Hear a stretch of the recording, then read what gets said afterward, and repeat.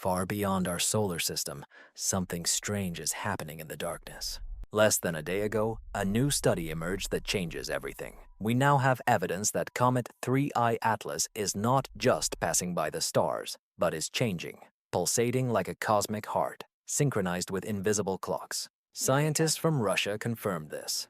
A regular rhythm, too precise to be attributed to chance, too stable to be ignored as chaos. Is this the perfect metronome of nature, or an echo of design? Today we will analyze new data step by step, signal by signal, until patterns emerge. Stay with me until the end, for what we will reveal may change your perception not only of comets, but of the possibilities of intention in the very cosmos. If this riddle has captivated you as it has me, don't forget to like and subscribe to not miss any updates as this unfolds in real time. Напишите в комментариях, откуда вы нас слушаете, сколько сейчас времени и верите ли вы, что мы получаем полную правду о 3I Atlas.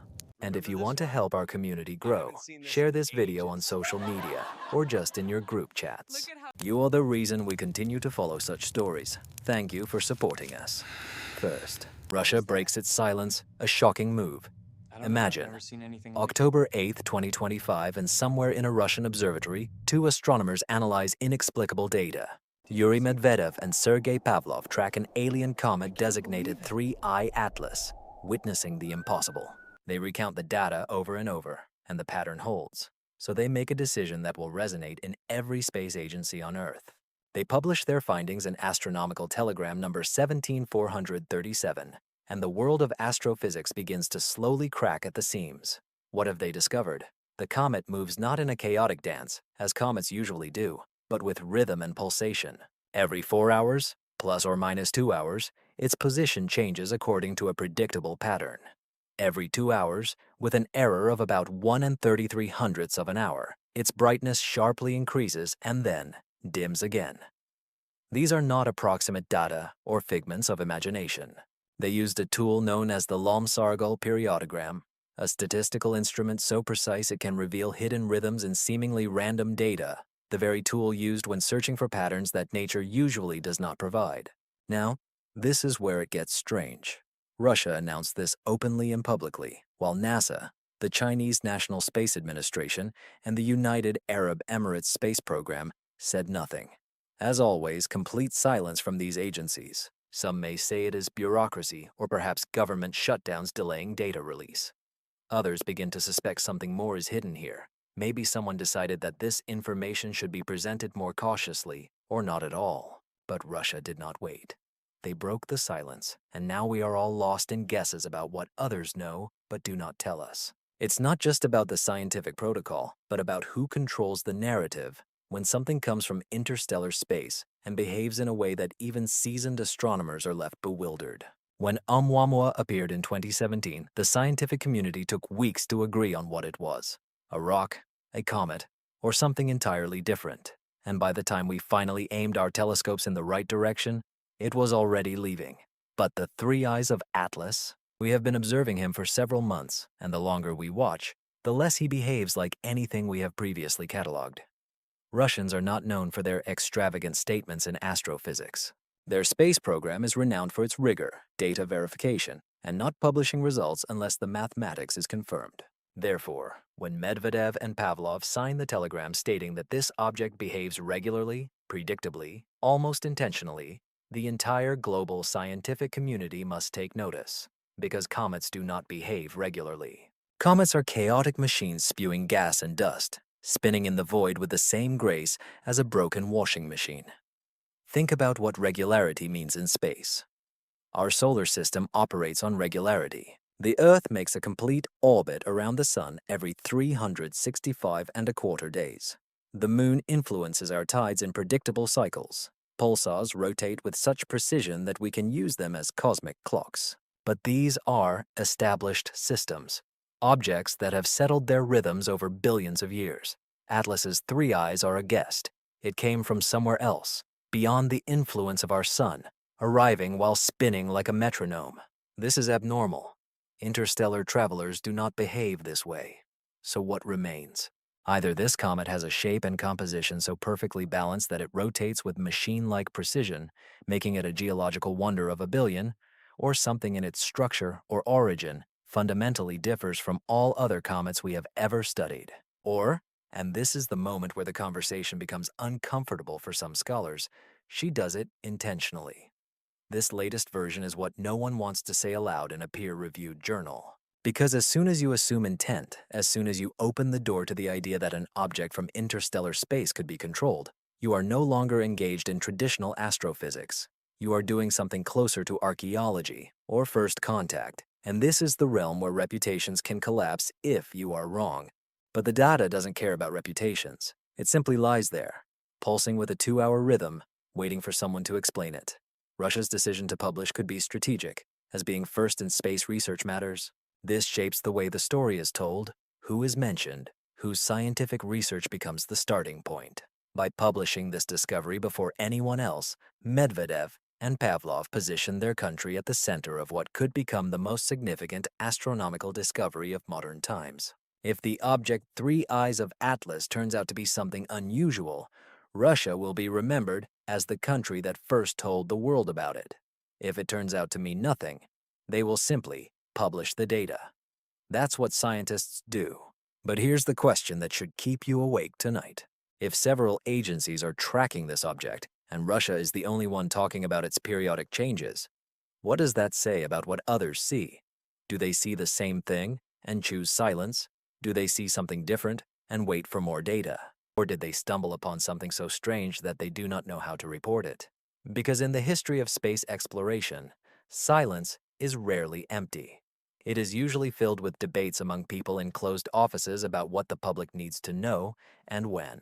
And now, while Russia speaks, the silence from others sounds loudly, warning of a double signature, changes in position, and bursts of brightness.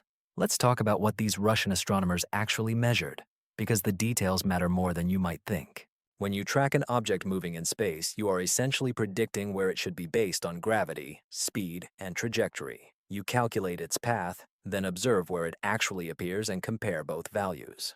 The difference between predicted and observed is called the residual, O minus C, observed minus calculated. For most comets, these residuals are unordered and inconsistent because comets themselves are chaotic. They emit gas, rotate unevenly, and their movement is difficult to predict. At the 3 Eyes of Atlas, remnants of O minus C repeat, they are cyclical. Every 4 hours, with a 2-hour margin of error, the comet's position deviates from its calculated path to coincide with previous deviations. Thus, chaos does not work. Chaos has no schedule, yet we observe an interstellar comet adhering to a timetable with mathematical precision. Brightness changes add another layer to this mystery. Comets become brighter and dimmer as they rotate because their surfaces are uneven. One side may be more icy and reflective. The other side may be darker, covered with organic compounds or dust. As the comet rotates, we see different facets, and the brightness changes accordingly, but usually these changes are irregular, or, if there is a pattern, it is weak and approximate, a pattern you might notice if you squinted at a point long enough. However, Atlas's 3 eyes do not require squinting. The brightness of the comet pulses every 2 hours with such regularity that, if plotted on a graph, one could almost set a clock by it.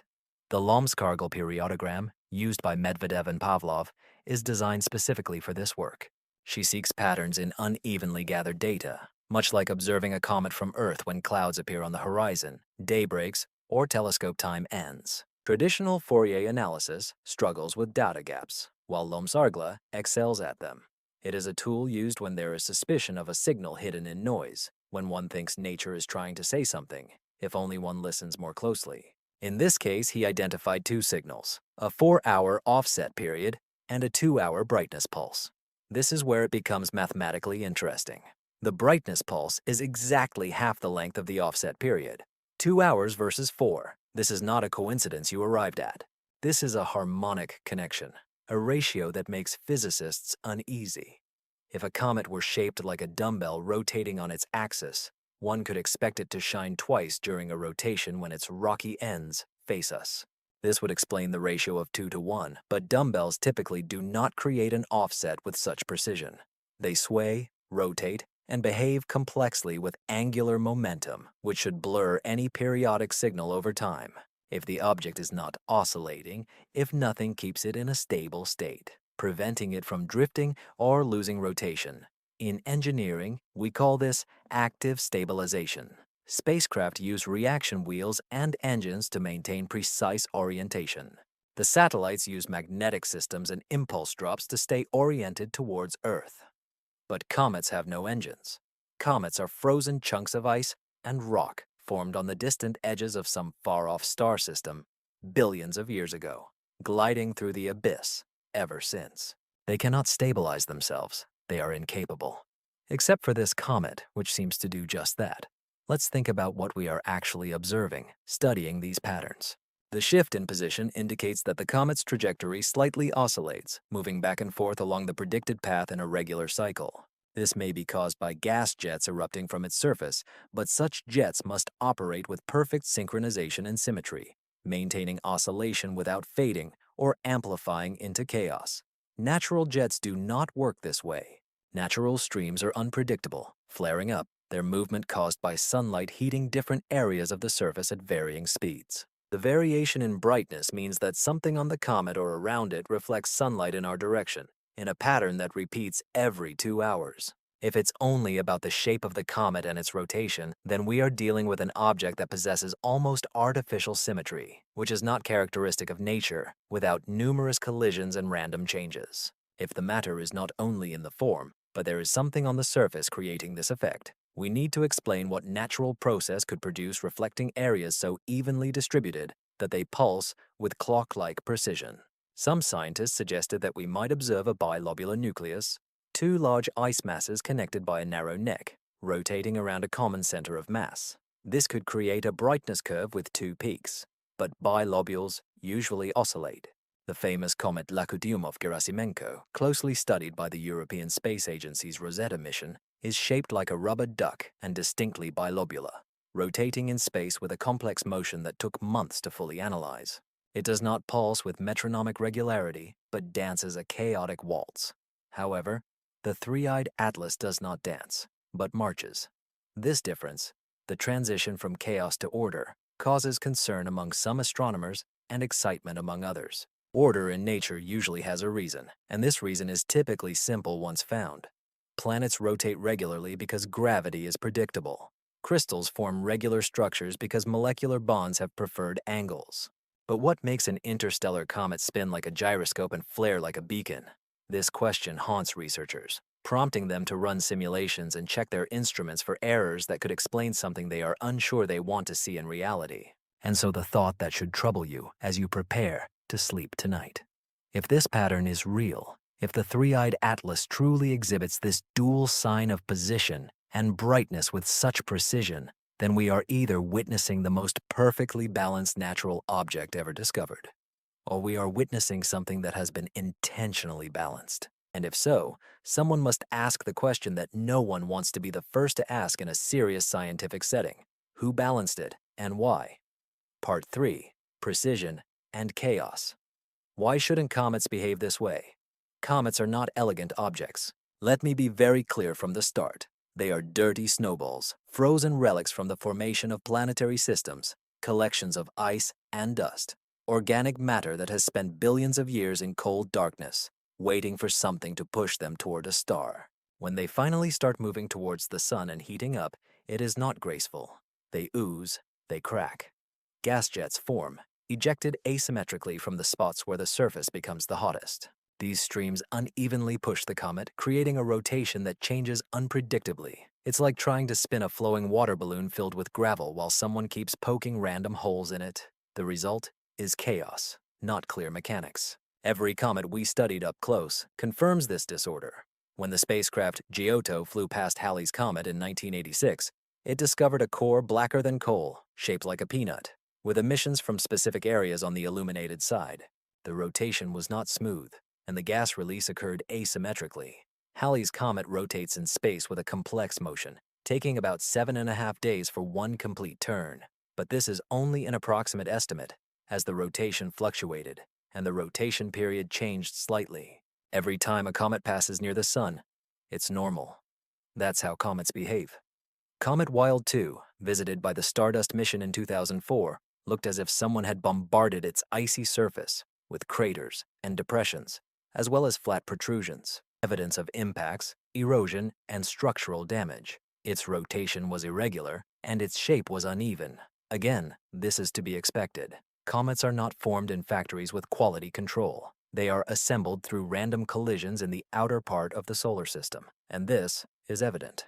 Then comes Comet 67P Churyumov-Gerasimenko, a rubber duck-shaped comet that was studied by Rosetta for 2 years. We studied this comet very closely, observing it as it approached the sun, watching its emissions turn on and off, measuring how its rotation changed each day. The comet's rotation period varied by about 20 minutes during the time Rosetta was nearby. 20 minutes doesn't seem like a lot, but in the context of 12 hours of rotation, it's a significant change. The comet was slowing down, its rotation decelerating, as gas emissions acted like small rocket engines across its surface, and they were unbalanced. They could not be balanced. Nature does not work that way. Therefore, when the Comet 3I Atlas begins to rotate with a period that seems unchanging, does not oscillate, and shows no features typical of comets, we must wonder what makes it different. Perhaps its shape is perfectly symmetrical, or is its composition so uniform that gas emissions occur evenly across its surface? Or is something else happening? The likelihood that the comet is symmetrical enough to rotate so precisely is astronomically low. Consider how a comet is formed. It starts in the protoplanetary disk, a swirling cloud of gas and dust around a young star. Ice and rock particles stick together due to static electricity and gentle collisions. Over time, these clumps grow larger, creating more material, but the process is random. One side may accumulate more ice, while the other gathers more stone. The final shape depends on thousands of collisions, each unique, each adding mass in slightly different places. The result is almost always asymmetric. This is inevitable. The probability that all these random collisions will create a perfectly balanced object is the same as the chance of dropping 1,000 coins and seeing them all stand on edge. Let's imagine for a moment that the three-eyed atlas truly possesses remarkable symmetry. Perhaps it is a contact binary made up of two similarly sized objects that smoothly merge, creating a shape resembling a dumbbell, with each part having roughly equal mass. Theoretically, this could ensure stable rotation. However, even contact binary systems have their drawbacks. The connection between the two parts is usually weak, susceptible to tidal forces and structural stresses. For billions of years, gliding through interstellar space, one can expect that micrometeors will gradually erode the surface, creating new asymmetries. Cosmic rays can alter the chemical composition of ice, creating areas that will evaporate differently when the comet approaches the star. Symmetry is fragile. Time destroys it. And yet, here we are, observing an object that seems to have maintained its balance throughout light years of travel. He entered our solar system from interstellar space, which means he was subjected to gravitational disturbances from the Sun, Jupiter, and all massive objects in our vicinity. These disturbances should cause oscillations, change the rotation period, disrupt stability. However, according to Medvedev and Pavlov's data, stability is maintained. A 4-hour shift, a 2-hour impulse, they persist in such a sequence that it is honestly frightening if one understands how fragile the stability of rotation is. Now compare this to Oumuamua, the first interstellar object we discovered in 2017. Oumuamua was strange in itself, accelerating away from the sun in a way that could not be explained by gravity alone. It rotated in space with a period that changed our assessments of its shape each time we received new data. Some researchers suggested it had a flat shape, while others believed it could be elongated like a cosmic throwing spear. The essence is that it was strange, asymmetrical, and tangled, as expected from objects wandering the galaxy for centuries. It was battered, subjected to random forces, leaving its spin to the whims of the universe. The three-eyed atlas, on the contrary, is not random or confused. It is enclosed in a rhythm that seems unaffected by the chaos around, and this immune resilience encourages some scholars to consider possibilities they would prefer not to. Because among all the comets we studied, all the asteroids we tracked, all the natural objects we cataloged, accuracy like this is rare to the point of non-existence. Precision requires either extraordinary luck or outstanding skill, and luck does not usually manifest with a harmonic ratio of 2 to 1, resembling a perfect example of a pure periodic signal. So tonight, pondering the three-eyed atlas spinning in the void, ask yourself, what is needed for nature to create something so precise? What series of events and ideal conditions must align for a comet to behave more like a satellite than a snowball? And if you can't come up with a plausible natural explanation, if the odds seem too slim and the coincidence is too convenient, perhaps it's time to consider an alternative. Maybe it's time to ask whether accuracy in chaos is a signature of nature, or something else. Part 4. Testing natural models based on data. Scientists do not rush to exotic explanations when faced with something unusual. This field does not operate that way. You start with the simplest, everyday possibilities and test them against the data until they are confirmed or shattered. When the comet Tri-Eye Atlas began to show this regular behavior, astronomers around the world started building models to explain the periodicity without resorting to anything more complex than ice, stone, and physics. Let me introduce you to what they have developed and explain why each model faces issues. The first and most obvious hypothesis is the symmetrical core model. If the core of a comet is shaped like a dumbbell or a contact binary object with two lobes of roughly equal size and mass, theoretically it could rotate stably around its center of mass. During the rotation, we would see each blade once per turn, and if both blades have similar reflective ability, we would get two peaks of brightness during the rotation, matching the 2-to-1 ratio between movement and brightness pulsation. So far, everything looks good. But here is where the complexity begins. For this model to work, the two blades must be remarkably similar, not just close, but almost identical in mass distribution, surface composition, and shape. If one blade is even slightly heavier or has a different center of mass, the rotation becomes unstable. The comet begins to precess, swaying like a spinning top, losing speed. Over time, this oscillation will blur the periodic signal we observe. We will not see clear 4-hour shifts and 2-hour pulsations. We will see fluctuations typical of normal comet rotation. And there is another problem. Contact binary objects are typically formed from gentle collisions in the distant parts of the solar system, where two objects merge at low speeds, creating unevenness at the point of contact, cracks, and areas of varying density. As the combined object begins to vaporize as it approaches the star, these irregularities matter. Gas from some areas will erupt more forcefully than from others, altering the rotation period. We observed this with every contact binary comet we studied. Their rotation is unstable. It evolves. Thus, the model of a symmetrical core requires not only a balanced shape, but also balanced evaporation, leading us to the second hypothesis. Perhaps the comet Tri-Eye Atlas has gas jets erupting from its surface in a configuration that supports its rotation rather than disrupts it. Imagine 4 rockets positioned at the equator of a comet, spaced 90 degrees apart, each operating with equal force. As the comet rotates, these rockets symmetrically exert force on it, neutralizing any changes in its rotation. It resembles a rotating lawn sprinkler, where jets of water create torque to maintain a constant rotational speed. Technically, this is possible, but the requirements are absurdly specific. The rockets must be evenly distributed, implying that the surface composition of the comet must be uniform at a level we have never observed on any natural comet. They need to work with equal force, which means that the subsurface ice must be at the same temperature and pressure in 4 different locations, and they must remain active at these points as the comet moves through various areas of the solar system, experiencing different levels of sunlight and heating. The probability that all these conditions will be met by chance is, to put it mildly, low. There is also a hypothesis about reflective areas that tries to explain changes in brightness without relying solely on shape. The surface of the comet may contain areas that are significantly more reflective than others. There may be patches of pure water, ice, or mineral deposits that catch sunlight and reflect it back to Earth. If these reflective areas are opposite each other on the core, we will observe a peak of brightness each time one comes into view. 2 peaks per rotation. Mathematically, it works. But the maintenance issue arises again. The surface of comets is not static. It constantly changes due to sublimation, dust deposition, and micrometeorite impacts. Over time, the reflective areas become covered with dust, especially as the comet approaches the sun and gas emission increases. We should have been observing how brightness changes disappear or shift as the surface changes. But this does not happen. The 2-hour pulse maintains the same amplitude and timing, mission after mission, observation after observation. Some researchers have suggested that perhaps a dust coma of the comet, a cloud of particles, surrounds the nucleus, causing changes in brightness. Dust may be ejected periodically, creating temporary clouds that reflect more light when they align in our line of sight.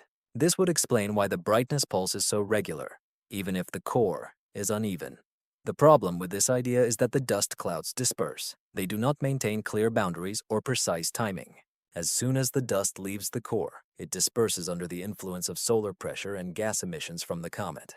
Over hours or days, any periodic structure in the distribution of dust should blur into a more homogeneous mass. Yet the changes in brightness remain sharp and clear, without signs of the smoothing we would expect from a dispersing cloud of dust. The polarimetric properties of the comet are also discussed, specifically how it affects the polarization of sunlight reflecting off its surface. 3 observations reveal deep negative polarization deviations, indicating that the reflected light is polarized in an unusual way, atypical for typical comets. This indicates that the surface or coma has unique optical properties, possibly related to the distribution of dust, particle sizes, or the presence of specific minerals. Some scientists ponder whether these optical anomalies could be related to changes in brightness, if the comet's material has a characteristic that naturally causes periodic light effects. However, polarization anomalies alone do not explain the accuracy of the periodicity. They can explain why the comet looks unusual when analyzing its light, but they do not explain why it pulses with clock-like precision.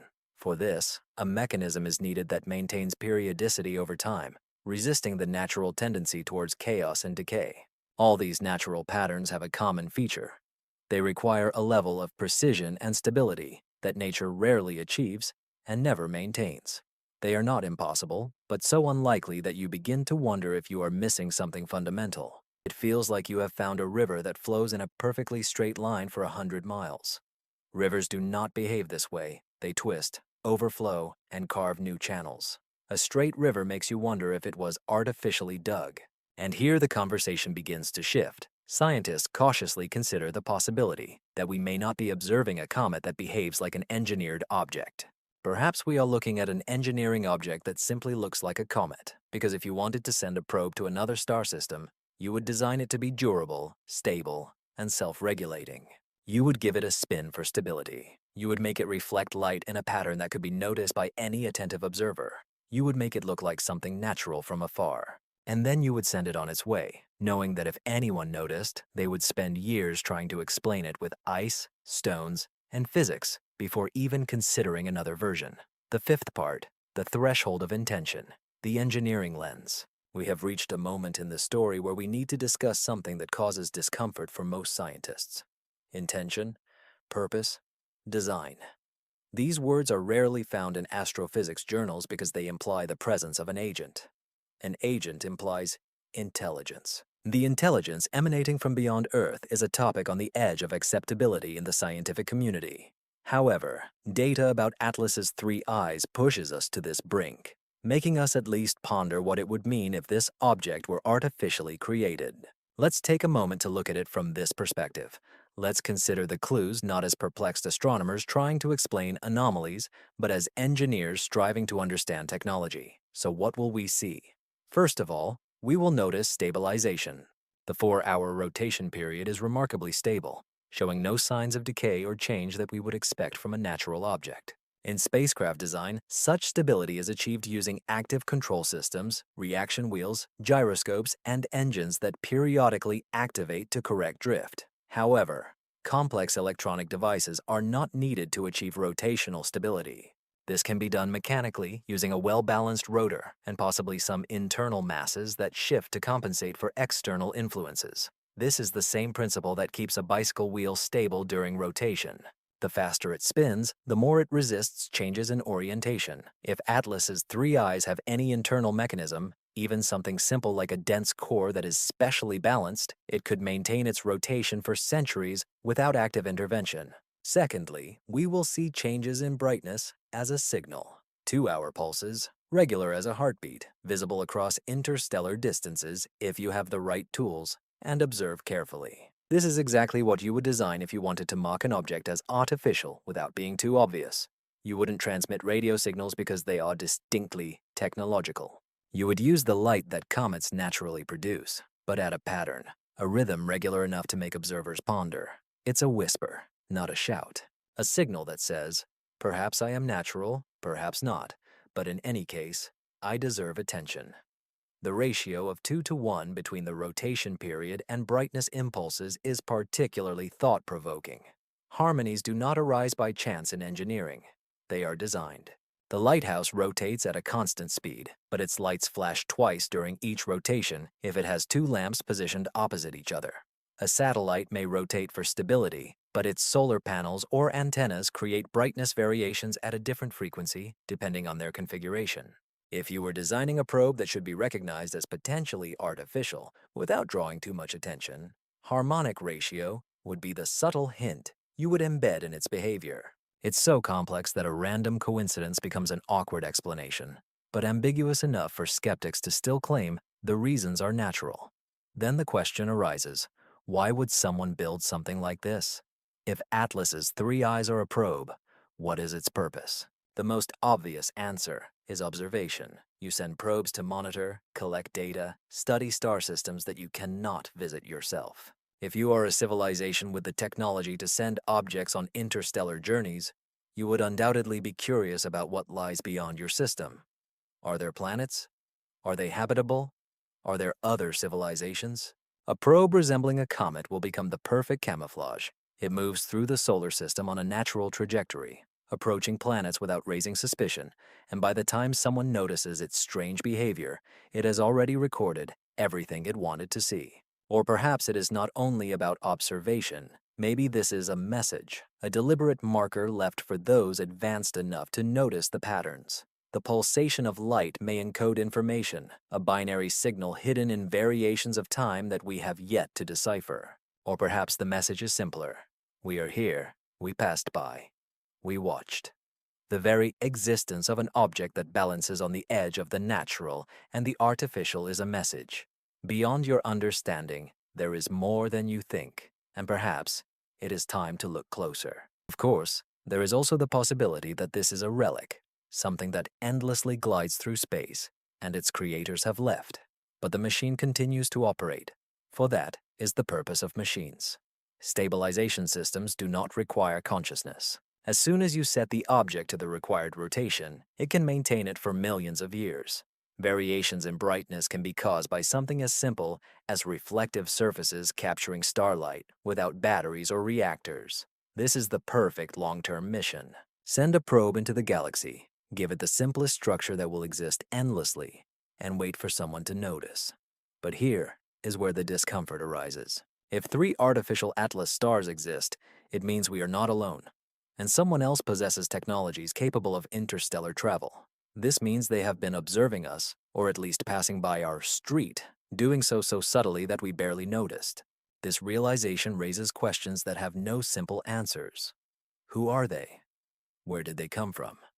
Are there other probes like this scattered across the galaxy, drifting from system to system, collecting data or sending messages to those who can understand them?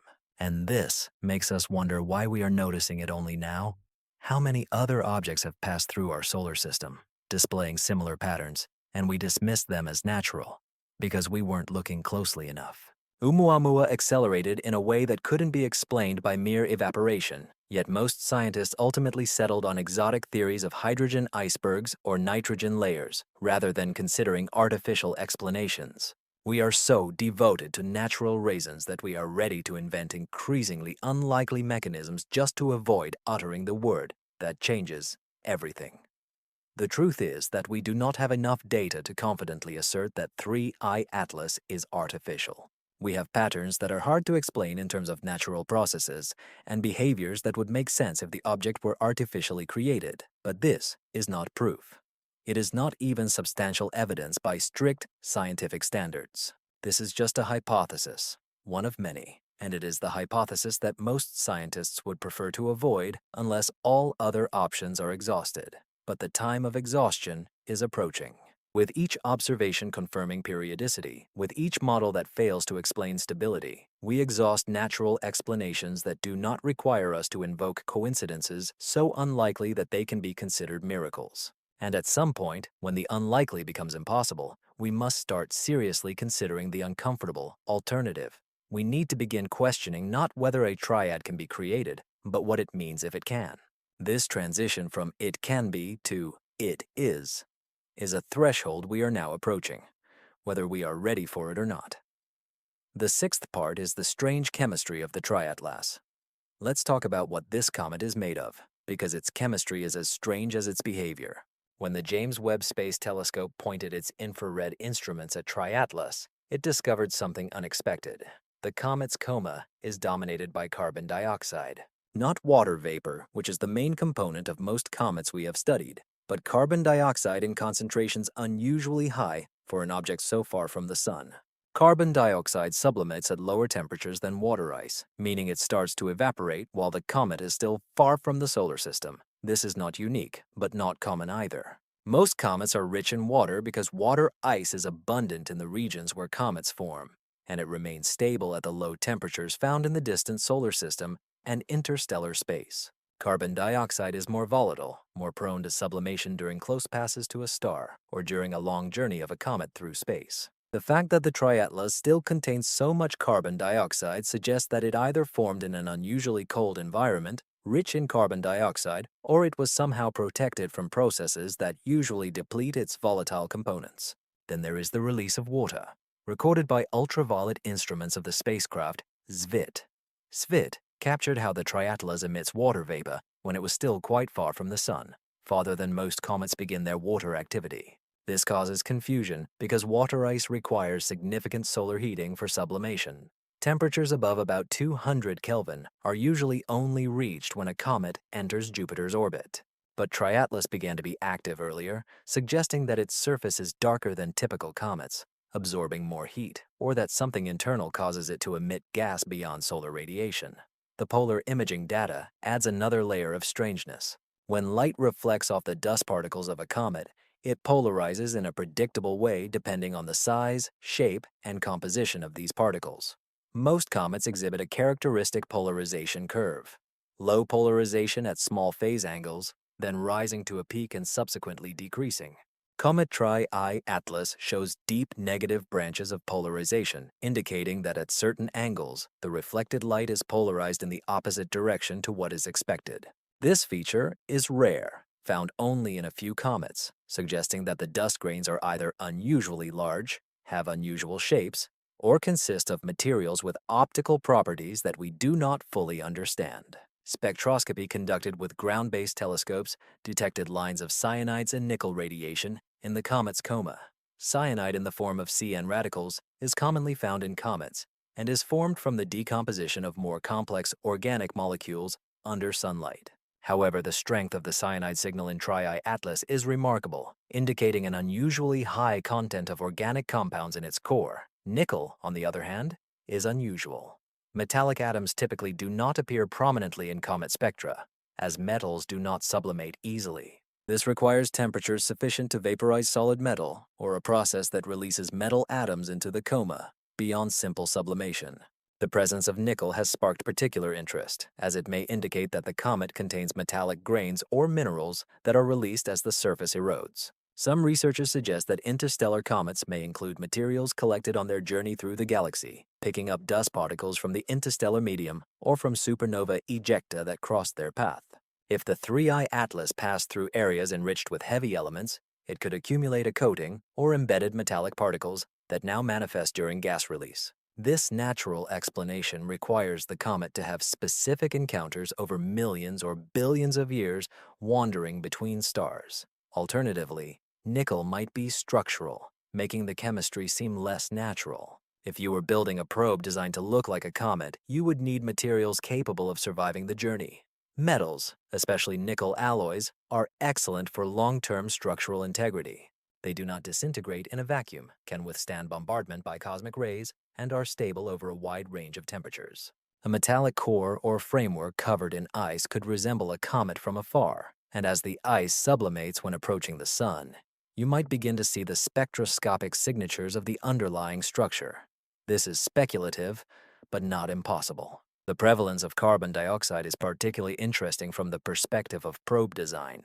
Carbon dioxide is a good working fluid for certain types of propulsion or thermal control systems. It is easy to store, sublimates predictably when heated, and can create thrust through nozzles. If you wanted to slightly adjust the trajectory of the probe using materials that blend with the natural emission of the comet, carbon dioxide would be a sensible choice. From a distance, observers would simply see a comet rich in carbon dioxide and assume it formed in a cold environment without considering maneuvering rocket engines. Water ejection at great distances could also serve a dual purpose. The water vapor creates a comet, a visible cloud around the core, making the object more noticeable and easier to track. If you are a probe wanting to be found eventually, but not too obviously, you would release water jets at distances where this is unusual, but not impossible. This will create a signal that will cause both amateur and professional astronomers to point their telescopes in your direction, ensuring maximum observation time during the transit through the system. It may seem illogical, but sometimes the best camouflage is not invisibility, but being strange enough to intrigue, yet not so strange as to cause immediate alarm. Anomalies in polarized images can indicate surfaces that are not natural. Comet dust is usually irregularly shaped, fragments of larger particles broken down by sublimation and thermal stress. They create polarization signatures that are well studied and modeled, but engineering surfaces, panels, mirrors, or textured coatings designed to manage heat or light will create different optical effects. They can produce polarization curves that do not correspond to natural dust, especially if these surfaces are made of materials not found in comets. We currently lack sufficient data to assert that this is what is happening with the Three Eyes object, but deep negative branches of polarization raise concern, indicating that some of its light-scattering properties do not fit the standard comet template. There is also the question of what chemistry can tell us about the origin of this object.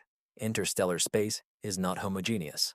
Different regions of the galaxy have different compositions based on the history of star formation and enrichment from supernovae. A comet formed in a carbon dioxide-rich system may originate from an area where carbon dioxide ice is more prevalent than water ice, possibly near the atmosphere of a failed star, or brown dwarf, where carbon chemistry dominates. The presence of organic compounds and metals may indicate the formation near a dying star, ejecting heavy elements into space. All these scenarios are natural, but they require very specific conditions that we do not observe in the regions of comet formation in our solar system. Or perhaps chemistry tells us that the Three Eyes is not a product of planetary formation. Maybe it is a collection of materials chosen for specific purposes, assembled rather than accreted, created for survival and functioning over interstellar distances. Carbon dioxide for propulsion or thermal regulation, water for visibility in the coma, organic substances for radiation protection or structural binding, metals for framework and durability. Each component serves its function in a system designed to operate on geological timescales without maintenance. But what really worries some chemists and planetologists is not that the comet Three-Eyed Atlas has unusual abundances. Unusual things happen. Nature is diverse and unpredictable. They are troubled by the fact that the unusual abundances align so well with what one would expect from something designed. This resembles the discovery of a stone rich in iron, carbon, and traces of chromium and nickel, realizing that these are the exact ingredients needed to create stainless steel. Naturally, of course, it's possible. But when you find this stone shaped like a knife with a sharp blade and a handle, you stop thinking about geology and start thinking about archaeology. The chemistry of the Three-Eyed Atlas is our knife-shaped stone. Each individual element in its composition has a natural explanation, but together, combined with behavioral anomalies, precise rotation, and harmonic changes in brightness, they create a picture that is hard to reconcile with randomness. This is a composition that makes sense if you are trying to build something that will last forever, work autonomously, and blend in with the natural objects around until someone looks closely enough to realize that something is wrong. And this should make you wonder what else we might have missed. How many other interstellar visitors pass by with unusual chemistry and regular patterns, and we recorded them as comets because we were not looking for anything else? How many times have we explained the knife believing we were looking at geology? If the Three-Eyed Atlas is the first instance we noticed, it is probably not the first time this has happened, just the first time we paid attention to it. Part 7. Dust, Spectra, and Morphology. The hidden story of a comet.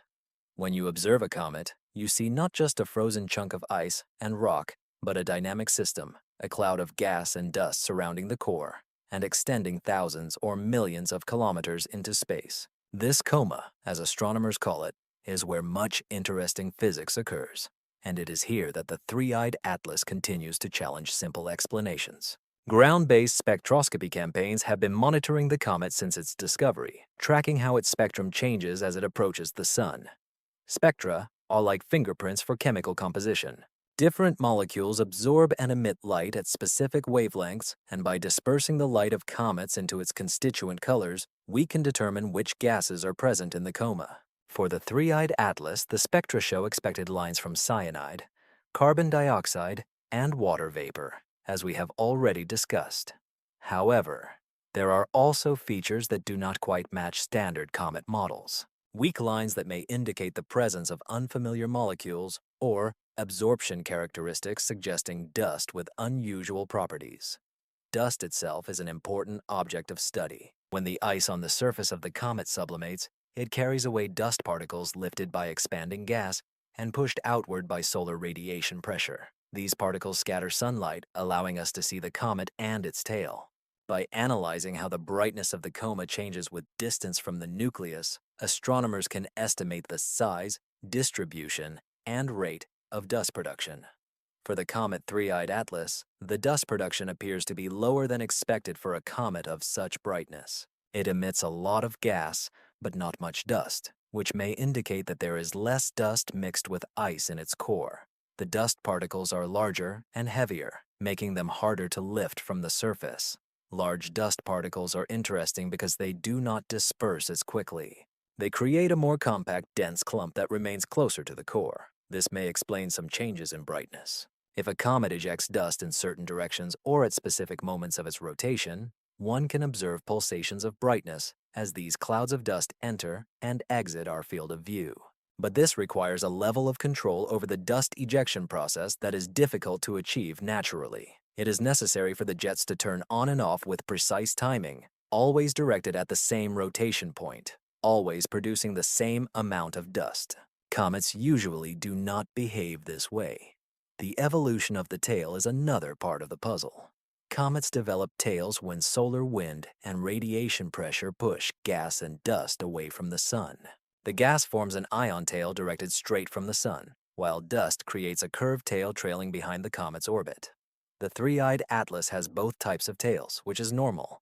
However, what is less normal is how stable they appear. Most active comets exhibit variability in their tails, with events of disconnection, where the ion tail breaks off and reattaches, or clouds of dust creating streams and knots in the dusty tail. The tails of the Three-Eyed Atlas are remarkably smooth and consistent, without the dramatic structures you expect from a comet with variable gas emissions. The color dimensions add another layer to the analysis.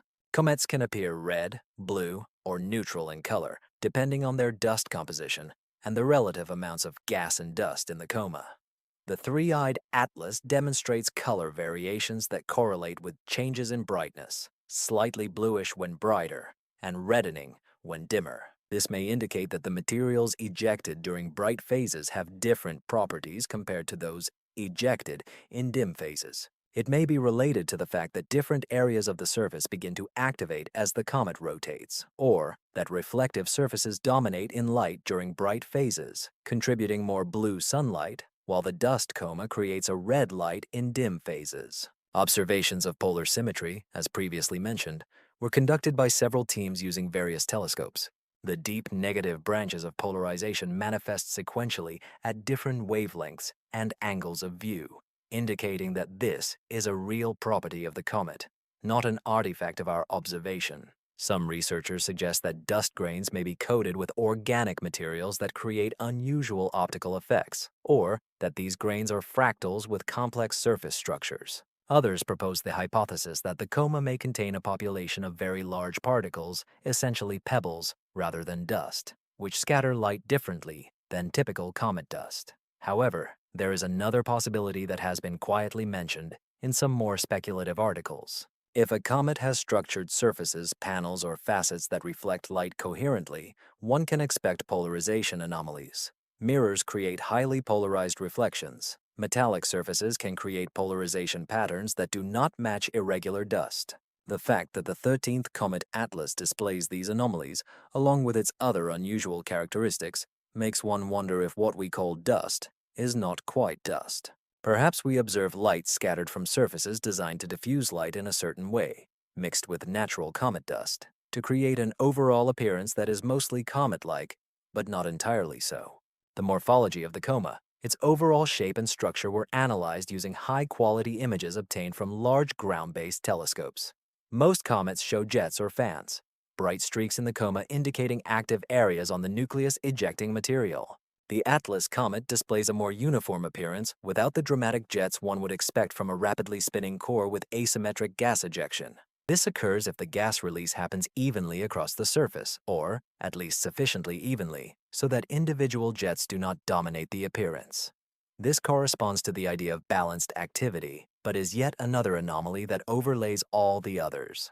Attempts were also made to model the dynamics of dust, simulating how particles leave the nucleus and move through the coma based on gas resistance, radiation pressure, and the comet's rotation. These models generally reproduce the overall appearance of a coma successfully, but they struggle with fine details. Changes in brightness, color fluctuations, polarization, and anomalies do not fit perfectly into existing models unless special conditions are introduced. It is necessary to assume specific properties of dust, defined rates of gas formation, characteristic features of the surface, and even then, the correspondence remains imperfect. It resembles assembling a puzzle where most pieces fit, but some don't quite match, and you're unsure if pieces are missing or if elements from another puzzle are mixed in. Spectroscopic observations also revealed temporal fluctuations. Some emission lines become brighter and dimmer periodically, coinciding with the rotation. This is expected if different areas of the surface have varying compositions and become visible as the comet rotates. However, the phase relationships between different molecules are unusual. The steam reaches its peak at a slightly different stage of the rotational cycle than cyanide, which in turn peaks at another moment than carbon dioxide. In a natural comet, such changes would be expected to be somewhat interconnected, as they are all caused by solar heating of the surface. The fact that they are displaced indicates either very specific variations in surface composition or a multitude of processes acting independently. All these morphological and spectroscopic data indicate that the triocular atlas is consistent in its inconsistency. Every time we examine it from a new angle, with a new tool or method, we find something that is slightly different from what comets usually do. Not too sharply, not artificially obvious, just consistently unusual in a way that is hard to explain by a single, natural model. It's a death by 1,000 cuts for the hypothesis that it's just a comet. Each individual cut is small, explainable, perhaps even expected, considering the variety of comets in the universe. But when you put them all together, when you step back and look at the bigger picture, the accumulation of anomalies starts to look less like bad luck and more like a pattern. And patterns, especially those that repeat with mathematical precision, have their reasons. The question is whether the reason for the perfect comet is billions of years of random formation, or if someone specifically sculpted and directed it towards us, knowing we would eventually notice something was not quite right. Part 8. The Counterstrike of CT. A renewed debate on extraterrestrial life. The search for extraterrestrial intelligence has always been on the edge of respected astronomy, tolerated but not accepted, poorly funded, and treated with skepticism by the mainstream. But the threefold Oculus Atlas once again brought SETI back into discussion, regardless of the scientists' wishes. At the forefront of this movement, as often happens, is Avi Loeb, an astrophysicist from Harvard, who has built a career by asking uncomfortable questions about interstellar objects. Loeb actively speaks about the three-eyed atlas since its discovery, claiming in interviews and preprints that its behavior warrants serious consideration of the hypothesis of its artificial origin. He pays attention to the precise rotation, fluctuations in brightness, chemical anomalies, all the aspects we have already discussed, and insists that ignoring the possibility of extraterrestrial technology is itself unscientific. Science, according to him, must follow the evidence wherever it leads, even if it causes discomfort. In this case, he claims the evidence points to an object designed to be noticed by any attentive observer. He draws parallels with Oumuamua, an interstellar visitor who is known to have suggested the possibility of a solar sail. a thin reflective structure moving under the influence of starlight or even lasers from its point of origin. This hypothesis faced significant resistance from the astronomical community, with many researchers publishing works explaining the acceleration of Oumuamua through natural mechanisms like hydrogen emissions or exotic ice compositions. Nevertheless, Lyub defended his point of view, noting that natural explanations require their own unlikely assumptions, and that we should not apply different standards of evidence to artificial and natural hypotheses. In the case of the three-eyed atlas, he shows great caution and methodicalness, but the main idea remains the same. We are dealing with an object whose behavior is difficult to explain by natural causes. Instead of inventing increasingly complex natural models, we should at least explore the possibility that a simple explanation, its artificial origin, might be true. He called for observations using radio telescopes to search for signals, infrared surveys to detect excess heat that might indicate energy generation, and detailed spectroscopy to search for industrial pollutants or unusual isotopic ratios not found in natural objects. The reaction of the community of astronomers was mixed. Some researchers enthusiastically began tuning their instruments to the three-eyed atlas, conducting radio searches at various frequencies. So far, they have not detected anything. Neither obvious signals nor regular impulses in the radio spectrum that could indicate intentional transmission. But, as Lyub and others note, silence does not mean absence. A probe designed for long-term operation may not transmit continuously. It might be in a dormant state, conserving energy, or communicating in ways we do not seek, using optical lasers, neutrinos, or modulation methods we haven't considered.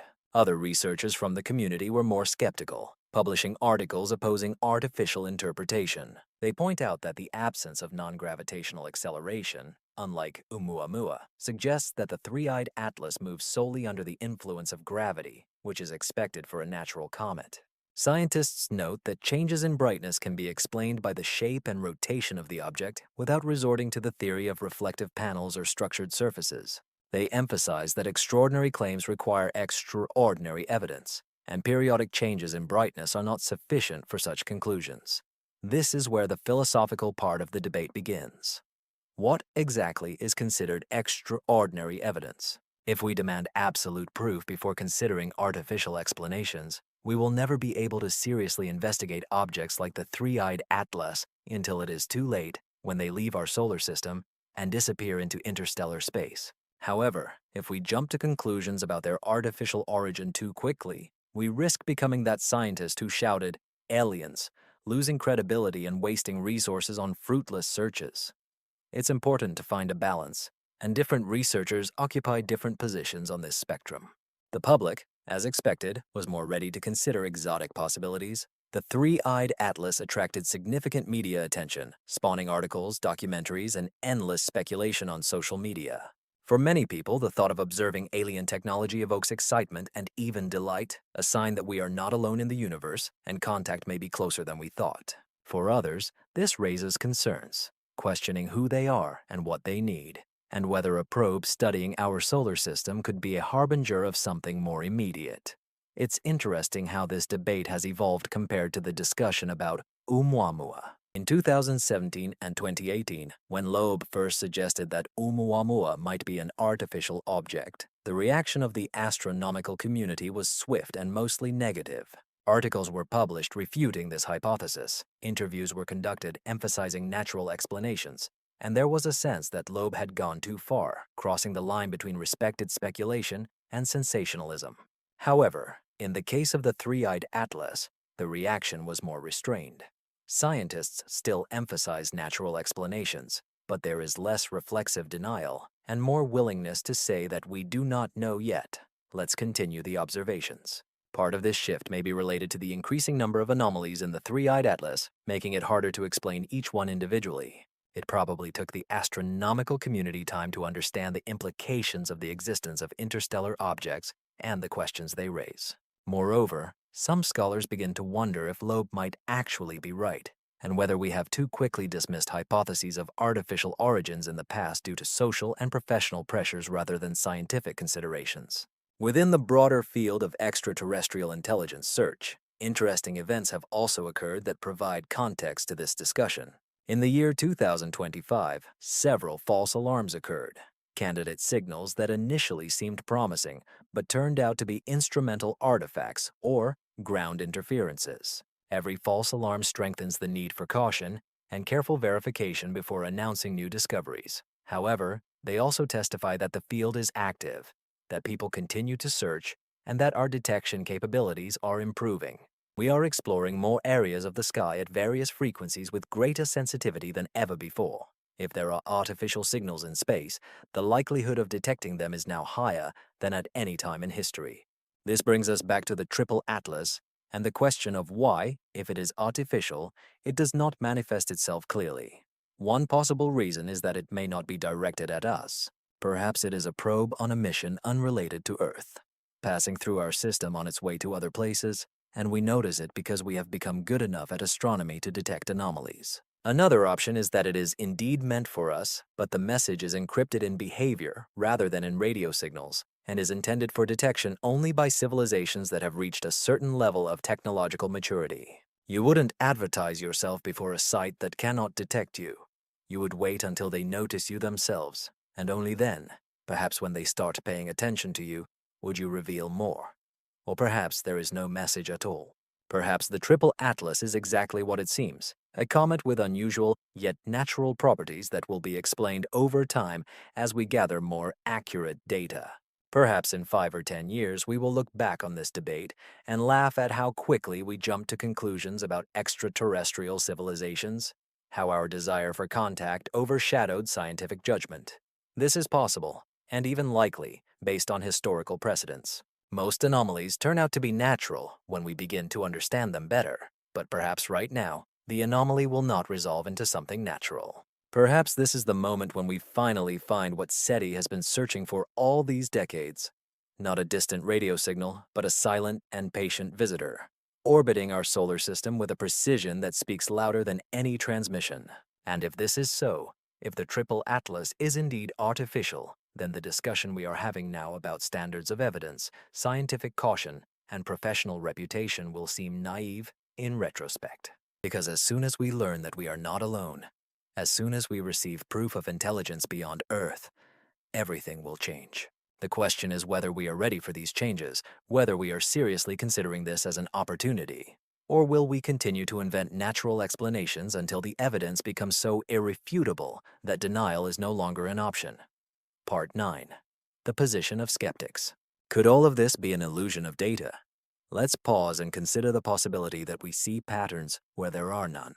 Science has a long history of false alarms when signals seemed convincing until someone discovered they were merely artifacts of measurement or analysis. The face on Mars turned out to be a hill, illuminated from an unusual angle. Пульсары на некоторое время считались инопланетными маяками, пока мы не поняли, что это вращающиеся нейтронные звезды. Холодный синтез обещал безграничную энергию, пока тщательное воспроизведение не подтвердило его неудачу. Therefore, before becoming too joyful about the discoveries of the three-eyed atlas and its precise periodicity, we must seriously assess whether the patterns we observe are illusions created by the process of data collection and analysis. The first problem lies in the sampling bias. When you observe a comet, you do not do it continuously. You photograph it when the telescope is available, when the weather permits, when the comet is above the horizon and away from the sun and moon. These observations are unevenly distributed over time, with gaps that can last hours or days depending on the circumstances. When trying to detect periodicity in unevenly sampled data, you may get false triggers, visible cycles that are actually artifacts of when you made observations. Here, the choice of the Lomskargel periodogram becomes particularly important. It is specifically designed to work with uneven sampling, unlike traditional Fourier analysis, which assumes evenly distributed data. But even the Lomskargel periodogram has its limitations. If your observation frequency matches the actual period, you will be able to capture it vividly. However, if your frequency leads to aliasing, where you are actually under-observing the signal, you may discover periods that are harmonics or subharmonics of the true period, or even false periods that do not exist at all. It resembles a stroboscopic effect when you look at a wheel of a card on film, which seems to be spinning backwards due to the match of the frame rate with the wheel's rotation speed. Medvedev and Pavlov were aware of this risk, so they indicated inaccuracies in their estimates of the periods. A 4-hour shift in position has an uncertainty of 2 hours, meaning the true period could range from 2 to 6 hours. A 2-hour pulse of brightness has an uncertainty of 1 hour and 33 minutes, so it can fluctuate from a short duration of 67 minutes to 3 hours and 33 minutes. These large uncertainties intersect in such a way that doubts arise about how pure the harmonic connection of 2 to 1 is. Perhaps we are observing two independent periods that are randomly connected, and our pattern-seeking minds impose a harmonic structure that does not actually exist. There is also the question of statistical significance. When you search for periodicity in noisy data, you essentially conduct numerous statistical tests, one for each possible period you check. The more tests you conduct, the higher the likelihood that one of them will show a significant result simply by chance. This is the problem of multiple comparisons, and it is a known source of false positives in astronomy and other fields. If you study enough comments over different periods, you will eventually come across one that demonstrates a visible periodicity arising only from random data fluctuations. The standard way to solve this problem is to calculate the probability of a false alarm, which shows how likely a strong signal will appear if there is no real periodicity. The telegram from Medvedev and Pavlov does not contain detailed calculations of the probability of false alarms, which is understandable for a preliminary announcement, but this means we lack a quantitative assessment of confidence in their results. Until other teams confirm the periodicity using different datasets and analysis methods, there remains room for healthy skepticism regarding the reality of the signal. Cadence effects are another potential source of illusions. If several observatories track the Three Eyes comet and all plan observations based on similar conditions like visibility and telescope availability, a dataset with hidden structure may emerge. For example, if observations focus on specific times of day when the comet is highest in the sky for most observatories, and these moments coincide with a particular phase of the comet's rotation, you might prefer the bright phases and miss the dimmer ones, creating apparent changes in brightness that are actually an effect of choice. Aliasing, which I mentioned earlier, is particularly insidious as it can create strong false signals that appear just as convincing as real periodicities. If the true rotation period of the comet Three Eyes is, say, 3 hours, but observations occur at roughly 6-hour intervals, you can record the period as 6 hours or 1.5 hours, or any number of aliases depending on the exact sampling scheme. The Lomskargla periodogram can help identify aliases, but it is not reliable, especially when the data is sparse or noisy. There is also a chance that we are observing a bit frequency, an interference pattern between two real but unrelated periodicities. Imagine that a comet has irregular rotation with an average period of about 4 hours, but it also oscillates with another period. The combination of these two movements can create changes in brightness over another period, and depending on their interaction, you can see regular patterns, although the underlying movements are actually chaotic. The separation of bit frequencies based on data requires extensive observational bases and careful modeling, which we currently lack for the Three Eyes comet.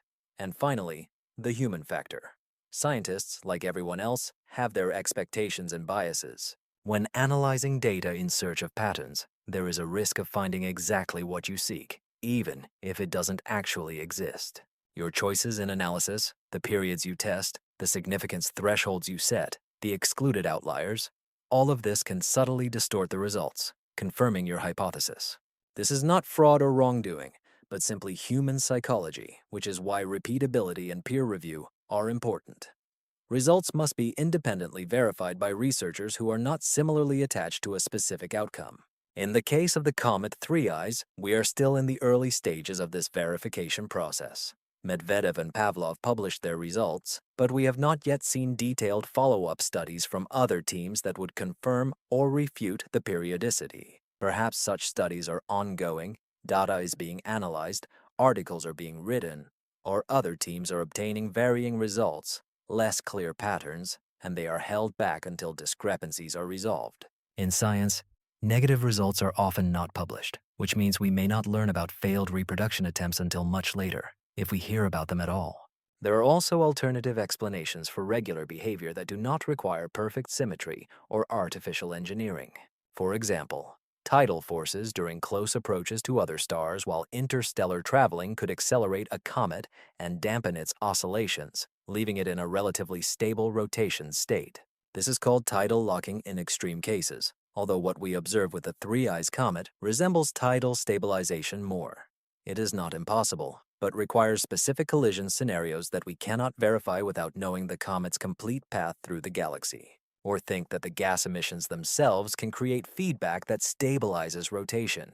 If gas jets are preferentially ejected when certain surface areas reach specific temperatures, and these jets are arranged so that their effects compensate for each other, you can achieve self-regulating behavior that maintains a constant rotational speed. This is a view of dynamic equilibrium, and although it seems unlikely, nature has surprised us before with self-organizing systems that look as if they are designed, but are not. The main idea is that all these skeptical possibilities are not meant to reject the conclusions about the Three Eyes Comet, but to emphasize that extraordinary claims indeed require extraordinary evidence, and we are not at that level yet. We have intriguing data suggesting patterns, but we lack concrete, independently reproduced evidence for an alternative hypothesis that would justify a confident claim that this comet behaves in fundamentally unnatural ways. Perhaps we can draw some conclusions as new observations come in and analysis is conducted, or the observed pattern may disappear, and the periodicity may prove less stable than initially thought. In this case, Atlas's three eyes will serve as a warning about the dangers of drawing conclusions based on preliminary data. However, there is one thing that should keep both supporters and skeptics humble. We observe this process in real time, unlike Oumuamua, which was discovered on its way out and disappeared before we could organize a serious observation campaign. Atlas's three eyes are still here, available for our telescopes and ready for study. If the periodicity is real, it should manifest in new data. If it's an illusion, it will crumble under close scrutiny. The truth, whatever it may be, will emerge from the constant accumulation of observations and careful, unobtrusive data analysis. This is how science works, not through sensational announcements and wild speculations, but through patient research and strict verification. Therefore, while we wait for this process to unfold, it is worth remembering that the most important words in science are often not, "We made an amazing discovery," but "We need more data." Part 10. Reverse engineering the rhythm if it were designed.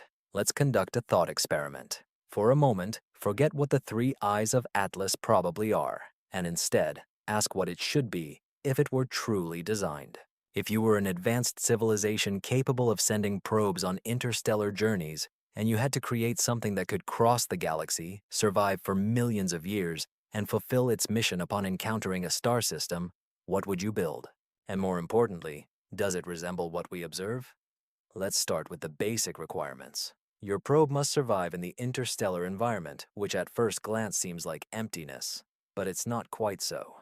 There is gas, thin but present, averaging 1 particle per cubic centimeter, moving at interstellar speeds of tens of kilometers per second or more in some regions. Even individual atoms become micrometeoroids that will erode the surface of your probe for millennia. Therefore, you will need protection, possibly ice, which will serve both as a protective coating and a fuel reserve.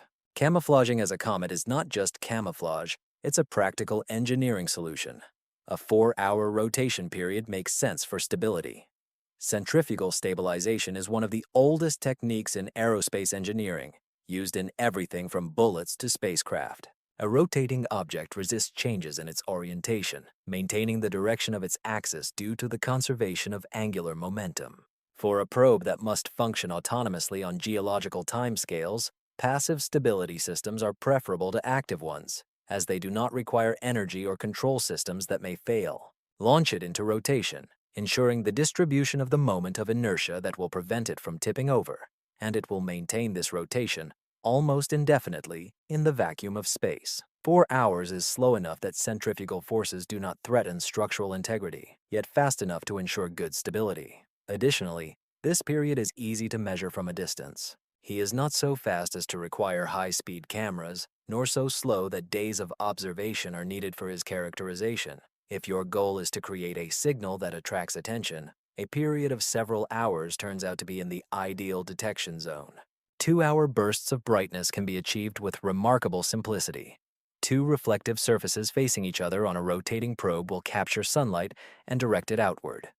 No need for electronics, no moving parts except for the rotation itself. This is a passive optical signal. equivalent to a beacon in interstellar space, but instead of warning ships of dangerous reefs, it attracts the attention of all who watch the sky closely. The double harmony with a rotation period is elegant mathematics, a relationship that doesn't scream its artificiality, but definitely whispers it to those who analyze. But why make it detectable at all? Why not create a hidden probe? One possibility is that detection is the goal. You are surveying the galaxy, cataloging star systems with civilizations capable of noticing you. When a civilization detects your probe and recognizes it as an artificial object, it serves as your landmark. You have identified a species that has reached a certain technological level. Perhaps you are sending this information back home through some mechanism that we cannot detect. Perhaps the probe itself stores observations and will report them when it returns to its source, presumably making a vast circuit around the galaxy. Another option is that the probe is intended as an invitation. You want to be discovered because it's the first step to contact, but you also don't want to be too obvious to avoid panic or unpredictable reactions. Therefore, you create something ambiguous that lies on the border between natural and artificial, allowing the local civilization to discuss and explore it until they possibly conclude that they are not alone. This gentle unveiling, more delicate than placing a mothership in orbit and announcing its presence through broadcasting. Or perhaps the probe is simply old, created by a civilization that no longer exists or has moved on to concerns we cannot imagine. He was created millions of years ago with instructions to visit star systems, observe, and report, and he continues to follow these directives even if perhaps no one listens anymore. Detectability is not strategic. It is merely a consequence of his design. Functional features that create observable patterns. Two reflective surfaces can be solar panels, radiators, or arrays of sensors performing practical functions in the operation of the device while simultaneously creating bright flashes that we track. However, this also raises uncomfortable questions. If creating such devices is relatively easy for a sufficiently advanced civilization, why do we not observe more of them? The galaxy has existed for billions of years, during which many civilizations could have built probes and sent them into space. We should be encountering numerous interstellar artifacts instead of puzzling over one or two uncertain objects every few years. This is a variation of the Fermi paradox. If they exist and explore, then where is everyone? Perhaps we see them more often but continue to classify them as natural objects because we do not search for the right signatures. Perhaps Oumuamua was one of them. Perhaps others passed by unnoticed, or were recorded as ordinary asteroids or comets because no detailed analysis was conducted to reveal anomalies. Our astronomical research is becoming increasingly sophisticated, and data analysis is becoming more complex. And perhaps we are finally approaching the moment when we can distinguish the artificial from the natural, if we are only ready to seriously consider such a possibility. Or perhaps the three Atlas AIs are not a probe at all. Maybe it's a ship or a dwelling, or a piece of debris from some catastrophic event we can't even imagine. The possibilities increase once you accept that something could be artificial. This is not necessarily a probe with sensors and mission objectives. It can be anything someone built for any purpose, at any moment in the long history of the galaxy. This is what keeps me awake, pondering about it. If three Atlas are designed, it means that the philosophy of engineering that created it is fundamentally different from ours. We build things to last decades, perhaps centuries, if we show ambition. They created something that should last millions of years to cross the galaxy, reach distant stars, and continue functioning. The gap between their capabilities and ours lies not only in technology, but also in conceptual approach. They think in time intervals that we can barely comprehend. They plan for unforeseen circumstances that we don't even consider. They value patience and longevity in a way that may be incomprehensible to a being that has just left its home planet. And if this is true, if there really is someone acting on this level, then the discovery of the three Atlas is not just an astronomical discovery. It is a mirror showing how small we are, how young we are, and how much we still have to learn. Because they learned to send messages across the galaxy using only ice, mathematics, and precision, while we still argue about whether the patterns we see are real. This is not just a technological gap, it's an abyss. Standing on the edge of the abyss and looking at what might be on the other side, you feel both exhilaration and fear. This feeling can linger and keep you staring at the ceiling even after it's time to sleep. The European Space Agency sent its ExoMars and Mars Express missions to observe Comet Tri-I Atlas. On October 3rd, 2025, something remarkable happened. Tri-Eye Atlas flew 12 million miles from Mars, allowing the orbiting spacecraft of the Red Planet to focus their cameras and capture images of the interstellar visitor passing through our cosmic neighborhood. ExoMars and Mars Express focused their instruments on the comet, providing us with some of the closest views ever obtained beyond Earth. These images are not glamorous. They are not Hollywood. They are science, and science often deals with barely noticeable dots and grainy pixels. Images from ExoMars show Tri-Eye and Atlas as a dim, glowing point surrounded by a diffuse coma, from which we can extract valuable information about the comet's brightness, coma size, and appearance from a different angle than observations from Earth. Observations from Mars are particularly valuable due to the unique geometry of the view. From Earth, we see the 3 and Atlas from one angle, with the sun illuminating it in a certain way depending on its position relative to us. From Mars, this geometry is different. The comet is illuminated from a different angle, and the devices in orbit around Mars can see different sides of the coma, potentially revealing structures or features not observable from Earth. It's like having 2 cameras pointed at an object from different sides. This combination allows for stereoscopic vision, depth perception, and information about the 3-dimensional structure that cannot be obtained from a single viewpoint. Observations from Mars Express also included spectroscopic data, measuring the wavelengths of light emitted or reflected by the comet. This adds to the growing database of spectroscopic information from ground-based telescopes and space observatories, helping to refine models of the composition and activity of the comet. Each new dataset is another piece of the puzzle, another constraint that natural or artificial models must conform to. The NASA Perseverance rover also joined the observations, capturing images of the comet from the surface of Mars. These images show 3 and Atlas as a striped figure. The stripe is likely caused by the movement of a comet across the sky during exposure. This is again a different angle, a view from the planet's surface rather than from orbit, demonstrating possible coordination in the collaborative efforts of several space agencies and tools observing a single target. Here, politics and practicality collide with science. The U.S. government, in a shutdown phase during the closest approach to Mars, has resulted in additional data from NASA's Martian instruments being unavailable or at least unpublished. Budget disputes in Washington have real consequences for science, delaying data release, hindering subsequent observations, and causing frustration among researchers whose incomplete datasets remain in archives, waiting for someone to secure funding for their analysis. This situation is not unique to the 3-Eye Atlas project. It is a recurring problem in planetary science. Missions cost billions of dollars and require decades for planning and execution, but the data analysis and publication stage is often underfunded, understaffed, and considered less important compared to the exciting work of building and launching spacecraft. As a result, we face situations where valuable observations are stored on hard drives in NASA centers, while scientists capable of analyzing them are either furloughed without pay or simply lack the resources to work effectively. European data, on the contrary, is more accessible, perhaps because the funding structure of the European Space Agency is less susceptible to sharp political changes. Images and spectra from ExoMars and Mars Express are published and shared with the international community, contributing to broader efforts to understand what the Tri-Eye Atlas is and how it behaves. This emphasizes both the importance of international cooperation in space science and the vulnerability of that cooperation to political and budgetary pressures. From a scientific perspective, observations of Mars help answer questions about whether brightness changes are real or artifacts of Earth-based observations. If a comet shows similar periodic behavior when observed from Mars from a completely different perspective, using different sampling schemes and instrumental effects, it strengthens the argument that periodicity is an intrinsic characteristic of the object rather than an illusion created by the way it is observed from Earth.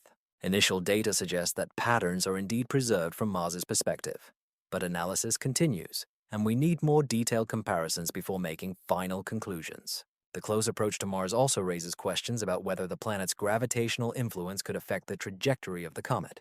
At a distance of 12 million miles, the gravitational interaction is weak, but not zero. Precise astrometric measurements that track the comet's position before and after its close approach can reveal slight deviations in its path caused by Mars. And if these deviations do not match gravitational predictions, if unexplained acceleration or deceleration is observed, it becomes another data point in the debates about the natural and artificial. There were also suggestions about whether the three-eyed atlas could pose a risk to Martian missions. 12 million miles seems a safe distance, and it really is, but comets shed debris, and dust particles in the coma can drift far from the nucleus. Could any of these materials reach Mars's orbit? Could spacecraft pass through the dusty trail of a comet?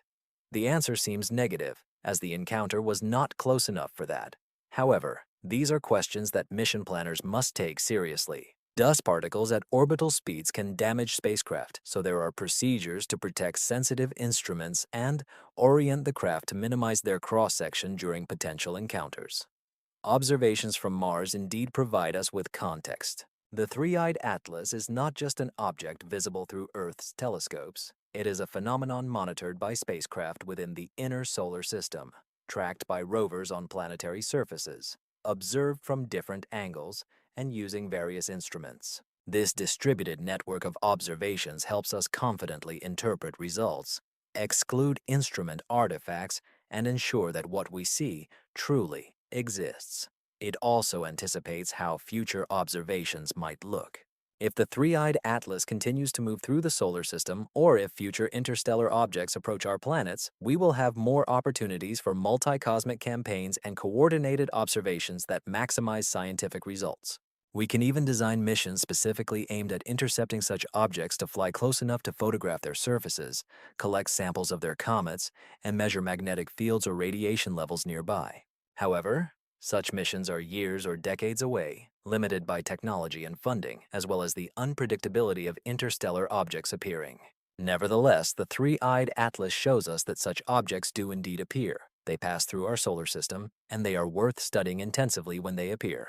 Observations from Mars serve as proof of the concept, demonstrating that we can coordinate international efforts to observe transient phenomena, gather valuable data even from instruments not specifically designed for studying comets, and adapt when something interesting arises. So, contemplating the dim points and grainy images from Mars' orbit, remember that these points represent something profound.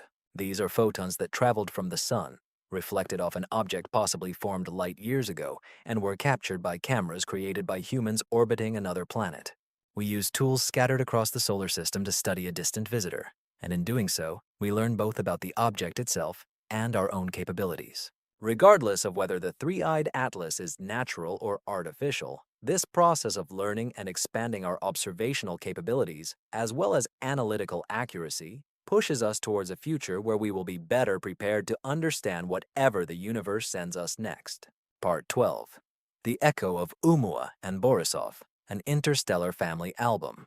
The three-eyed atlas is not the first interstellar guest we have discovered, and certainly not the last. To understand what makes it unusual, we need to consider it in the context of other members of this small but growing family of objects from beyond our solar system. Let's talk about Oumuamua and Borisov, two confirmed interstellar objects that preceded the three-eyed atlas, and what differences can tell us about the diversity of things wandering through the galaxy. Oumuamua appeared first, discovered in October 2017 with the Pan-STARRS telescope in Hawaii.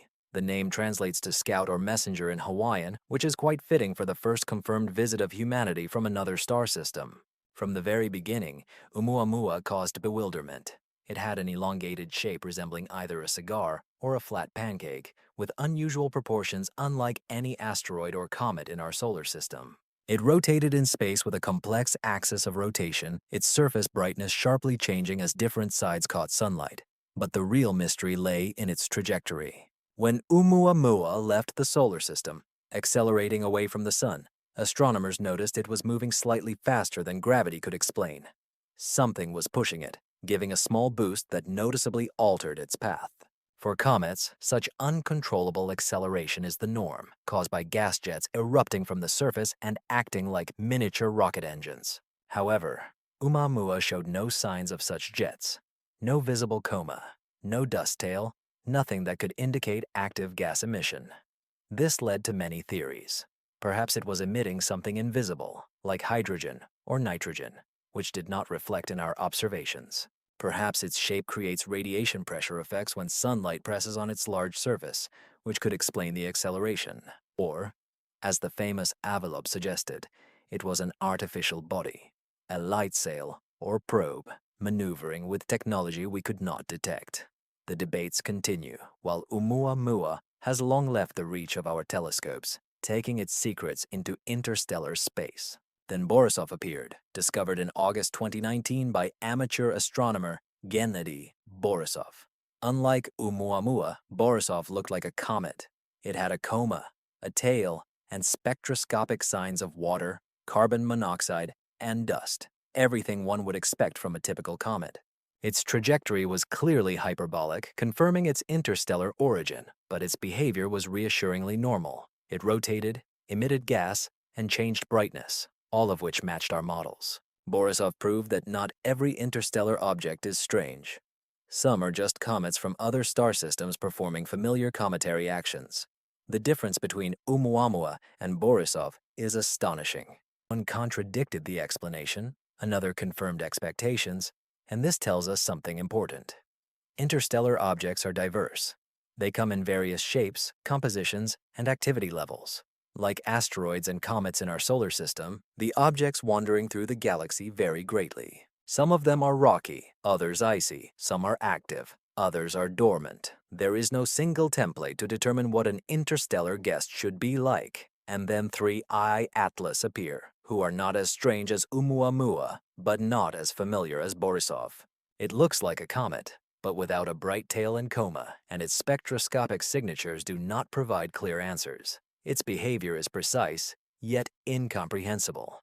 It stands on the border between the explainable and the mysterious. If we arrange interstellar objects on a spectrum from completely normal to utterly incomprehensible, Borisov will be at one end, Oumuamua at the other, and the 3 Atlas will be somewhere in the middle, leaning towards Oumuamua as our study deepens. This raises the question, are we observing a continuity of natural objects with various properties? Or is it a mix of natural and artificial objects, and we just don't know what is what yet? If 3 AI atlases are natural but strange, it's interesting, but it doesn't change the paradigm. Nature can surprise us by creating objects we could never dream of. But if the 3I Atlas are artificial, and Oumuamua turned out to be so as well, then we are not talking about rare anomalies, but about a pattern. That artificial objects in interstellar space may be common enough for us to discover them every year or two as our research improves.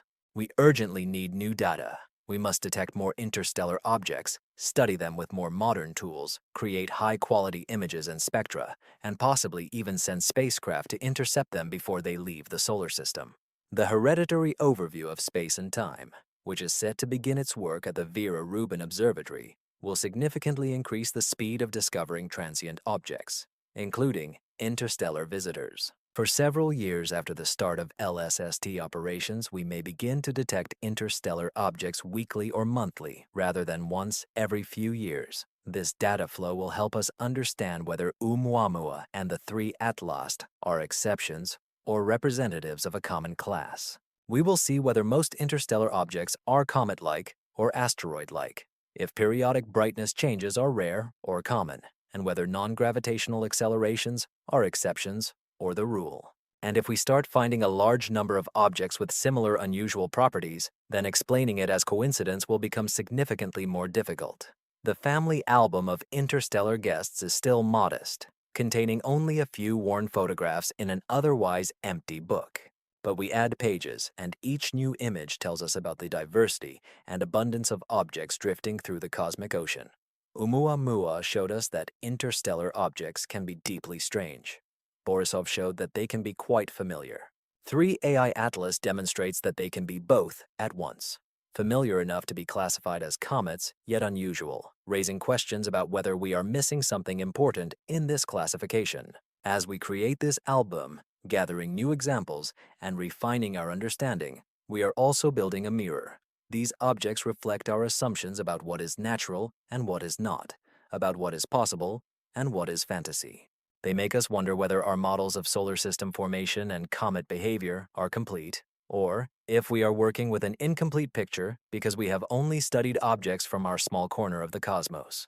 They urge us to consider whether the universe is simpler than we thought, filled with similar objects everywhere, or more complex, with processes and phenomena we have yet to encounter. So this evening, when you think of the Comet 3I Atlas spinning in the dark, remember that it is not alone. It is part of a growing family, a collection of wanderers that have passed through our solar system, carrying stories from distant stars. Some of these stories may be tales of formation and evolution, written in the language of physics and chemistry. Others may contain messages, intentional or accidental, from civilizations that looked to their skies and wondered if anyone else was out there. We do not yet know what category the 3I and Atlas belong to, but we are learning to read this language slowly, step by step, and this process of learning, the gradual decoding of stories written in trajectories, brightness curves, and chemical compositions, brings us closer to understanding not only these objects, but also our place in the galaxy, which may be much more populous and strange than we ever imagined. Part 13. Light Tricks in Space, Strange Reflectors Beyond Comets. Let's step back and talk about light, as the universe is full of objects that reflect or emit light in unexpected ways, and understanding these natural anomalies is crucial before we decide something is artificial. 3 and Atlas are not the only bodies in space that make astronomers scratch their heads when analyzing their optical properties.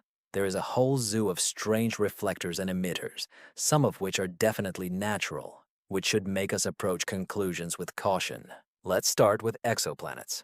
We have discovered thousands of planets orbiting other stars, and some of them have albedo values that do not fit our understanding of planetary atmospheres and surfaces.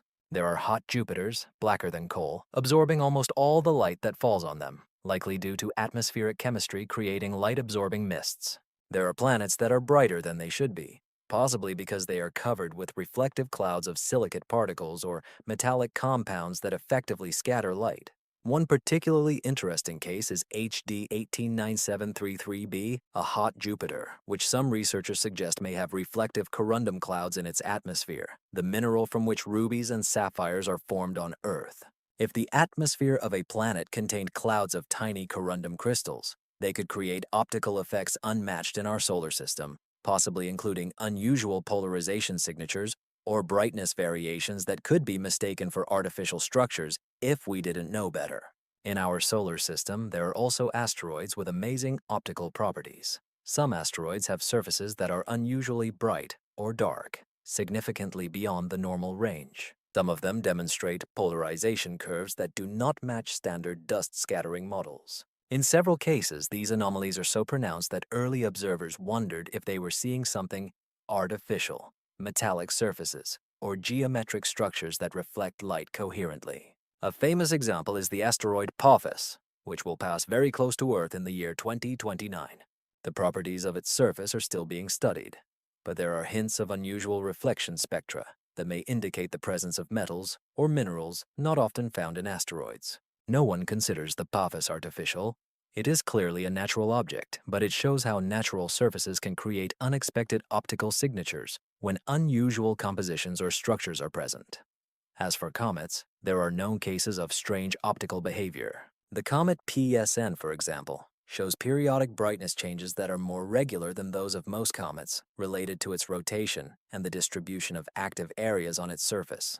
Although it is not as precise as with 3 and Atlas, it shows that some level of regularity can arise naturally from the right combination of form and activity. The Mach-Holtz comet has an unusual composition, depleted in carbon chains compared to typical comets, giving it distinctive spectroscopic properties. There is a hypothesis that Mach-Holtz may have formed in a different region of the solar system than most comets, or even that it could be an interstellar capture, an object from another star system that was gravitationally captured into orbit around the Sun billions of years ago. If this is true, it shows that unusual chemistry alone is not proof of artificial origin. Polarimetry showed that some asteroids have surface textures or compositions that create deep, negative polarization branches, similar to what is demonstrated by the 3I Atlas. These anomalies are often associated with objects that have undergone specific types of cosmic erosion or are rich in certain minerals such as olivine or pyroxene. Polarization anomalies can be dramatic, but they can be explained through natural mineralogy and surface physics. There is also the phenomenon of mirror reflection from natural surfaces. Under certain conditions, with a smooth surface and the right angle of view, you can achieve mirror-like reflections that are much brighter than diffuse light. This was observed on some icy moons in the outer part of the solar system, where smooth, icy expanses can behave like mirrors when the sun and observer are in the right positions. If Atlas III had several smooth ice patches on its surface, and these patches were well oriented during its rotation, one could observe bursts of brightness from the mirror reflection without the need for artificial mirrors. Saturn's moon, Enceladus, serves as another example of unexpected optical behavior. It has geysers that erupt from the South Pole, ejecting water vapor and ice particles into space. These particles form a diffuse cloud around Enceladus, reflecting sunlight and contributing to the formation of the E-ring around Saturn. The brightness of the geyser plumes varies depending on Enceladus's position in its orbit and the level of tidal stress causing eruptions. This is a natural system, but it creates optical signatures that can vary over time and cause confusion when observed from a great distance without context. Beyond our solar system, there are stars that exhibit brightness changes that may initially seem like artificial megastructures. Tabby's star, officially known as KIC 8462852, became famous in 2015 when astronomers noticed its irregular dimming, sometimes reaching 20% in patterns that did not match planet transits or other standard explanations. Soon, there were speculations about the existence of alien megastructures, Dyson swarms, or other constructions partially blocking the light of a star. Years of further observations showed that the dimming of Tabby's star is likely caused by dust, either from a disintegrating comet or due to some more complex process that we do not yet fully understand. The essence is that nature can create optical signatures that initially appear artificial, sparking speculation about technology or intelligence, only to reveal simple explanations once we gather enough data. This story should teach us humility when studying the Atlas of Three Eyes. The universe has repeatedly shown us that it is full of surprises, that nature is capable of creating structures and phenomena that seem too orderly, too regular, and too purposeful to be random. Yet they are random, or at least natural products of physics and chemistry operating under conditions we have not considered. But there is another side to this humility. Every time we find a natural explanation for something that initially seemed artificial, we also refine our understanding of what is truly artificial. We learn to distinguish between the strange yet natural and the truly anomalous, developing a better understanding of the patterns nature can create and those that require intervention. Tabby's star taught us that regular dimming alone is not enough to suggest the existence of megastructures. We need multiple confirmations, data consistency across different wavelengths, and the absence of natural explanations before we seriously consider hypotheses about artificial origin. The object Oumuamua taught us that gravitational acceleration can likely be explained by natural causes, even if it requires exotic materials or unusual shapes. Borisov demonstrated that most interstellar comets are likely ordinary, and that the main assumption should be natural until proven otherwise. The three-eyed Atlas object shows us that regular changes in brightness and precise rotation can be the signs to pay attention to.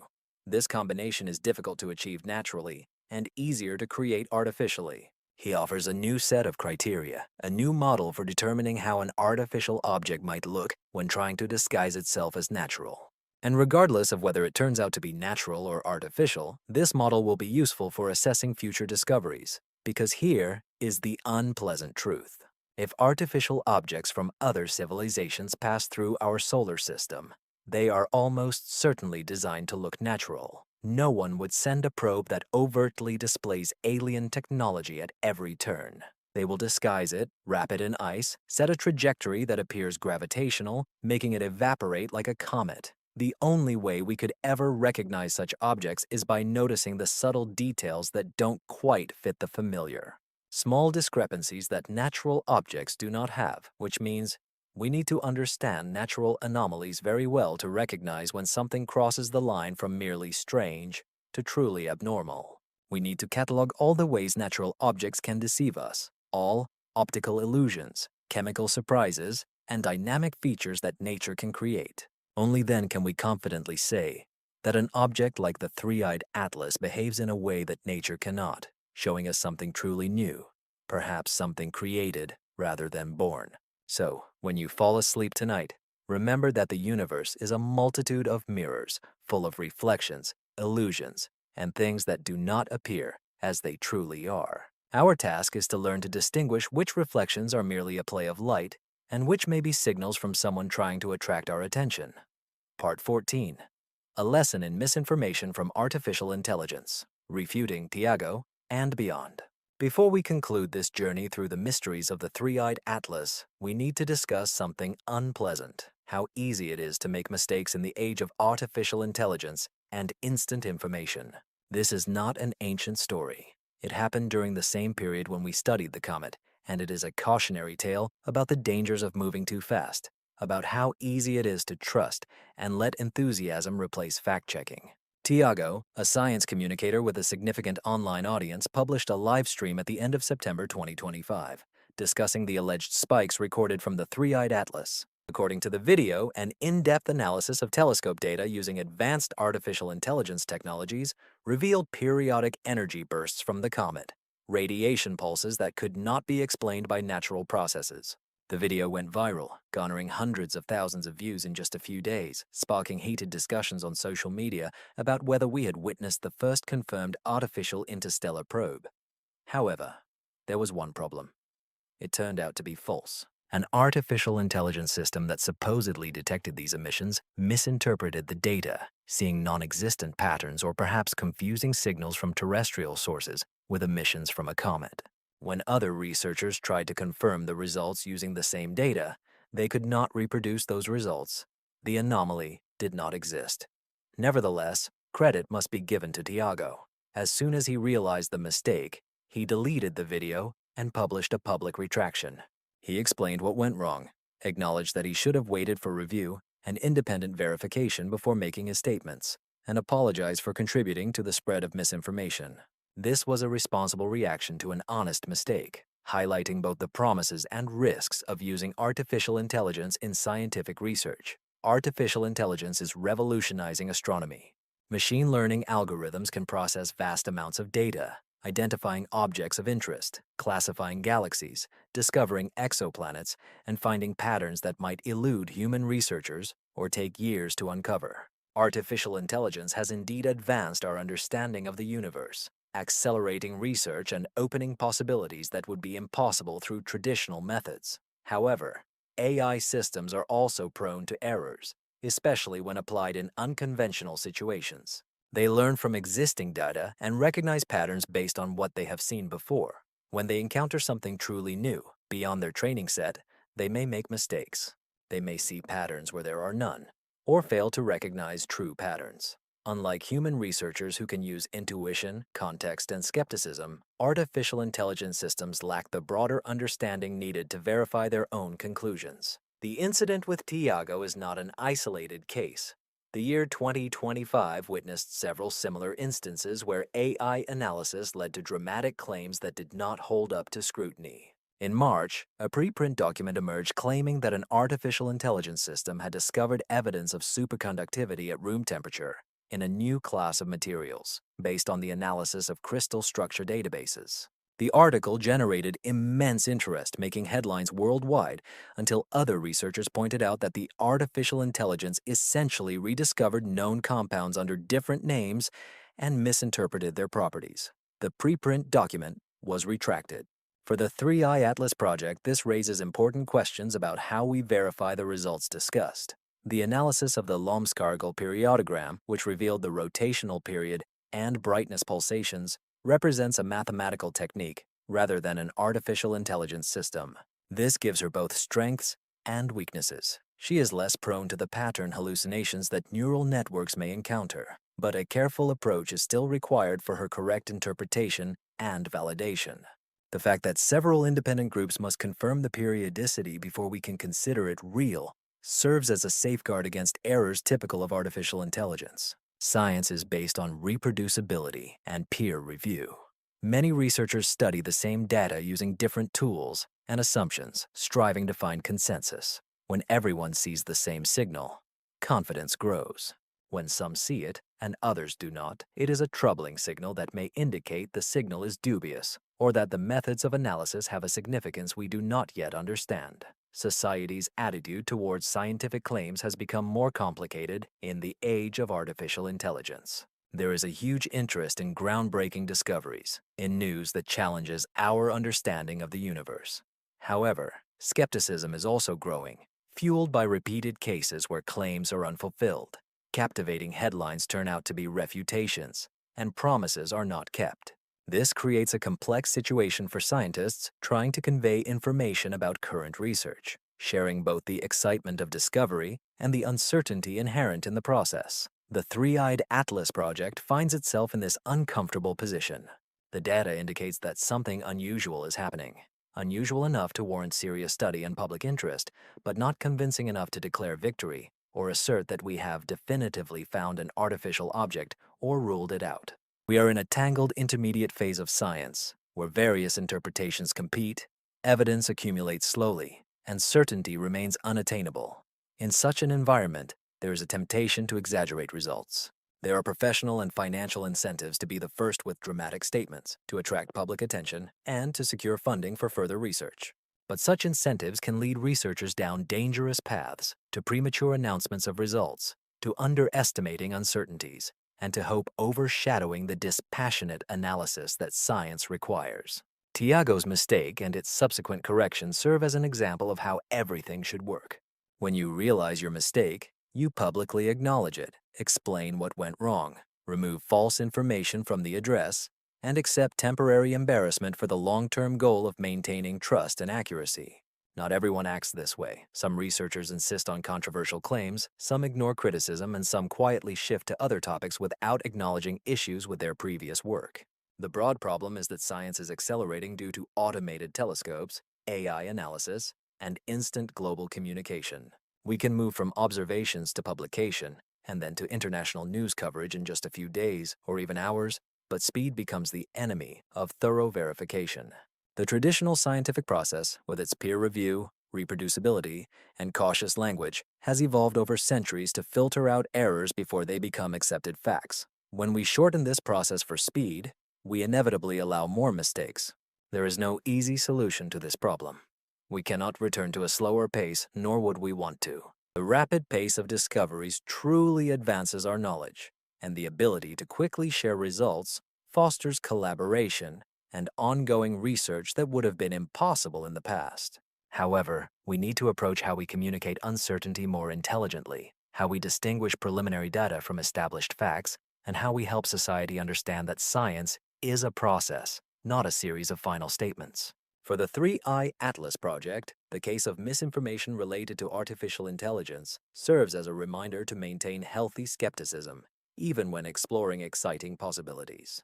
Periodic changes in brightness can be real, positional changes can also be real, and chemical anomalies are definitely real.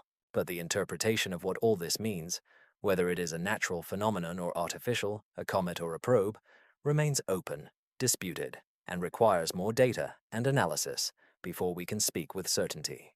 And when this confidence comes, if it comes, it will be the result of many independent sources confirming the same thing, that natural explanations are exhausted, and the artificial hypothesis, though uncomfortable, becomes the only remaining option that fits the data.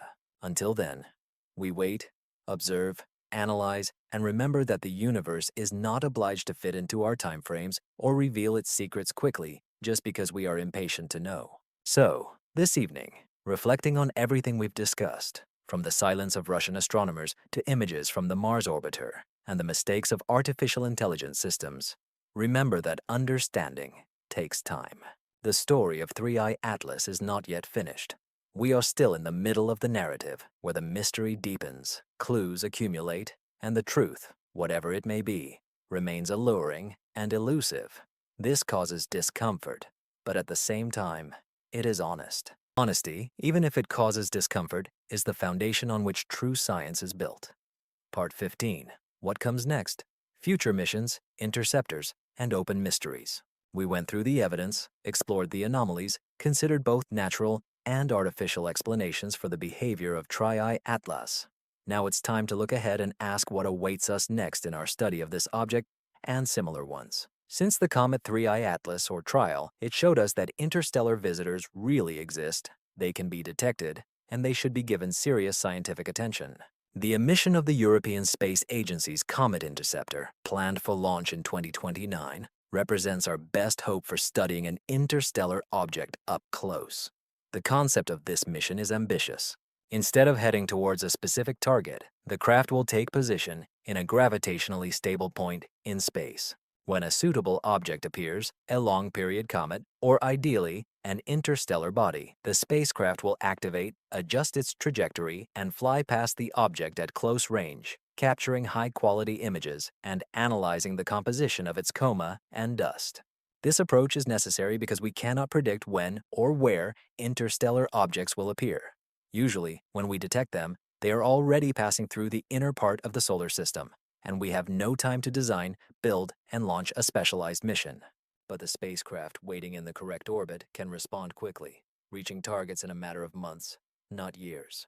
The Comet Interceptor will be equipped with numerous instruments, cameras, spectrometers, dust analyzers, magnetometers, everything necessary for detailed characterization of the object during the brief flyby. If 3I Atlas were still in the solar system in 2029, it would be the perfect target. But interstellar objects move quickly, and by the time a comet interceptor is launched, 3I Atlas will likely be too far away to intercept. Instead, the mission will await the next visitor, or perhaps target a long-period comet from the Oort cloud as a backup option. The data obtained will be invaluable for understanding what comets are really made of, whether interstellar or local, beneath their dusty surfaces. Beyond the comet interceptor, there are concepts for even more aggressive interception missions. Some proposals suggest the creation of rapidly responsive spacecraft that will be stored on Earth and ready for launch at short notice when an interesting object is detected. These missions will use modern engines, possibly nuclear, thermal, or electric, to catch fast-moving targets. The engineering challenges are enormous. It is necessary to predict the object's trajectory with high accuracy, launch at the exact moment, and have enough fuel to match speeds for detailed observations. However, the result will be transformative. Instead of observing interstellar objects from millions of kilometers away through telescopes, we could send cameras tens or hundreds of kilometers away, close enough to see surface features, distinguish natural and artificial structures, collect samples of the coma, and analyze its chemistry with laboratory precision. A close flyby past an object resembling 3 Atlas rockets would answer more questions than years of distant observations. NASA has studied similar concepts for many years under various names.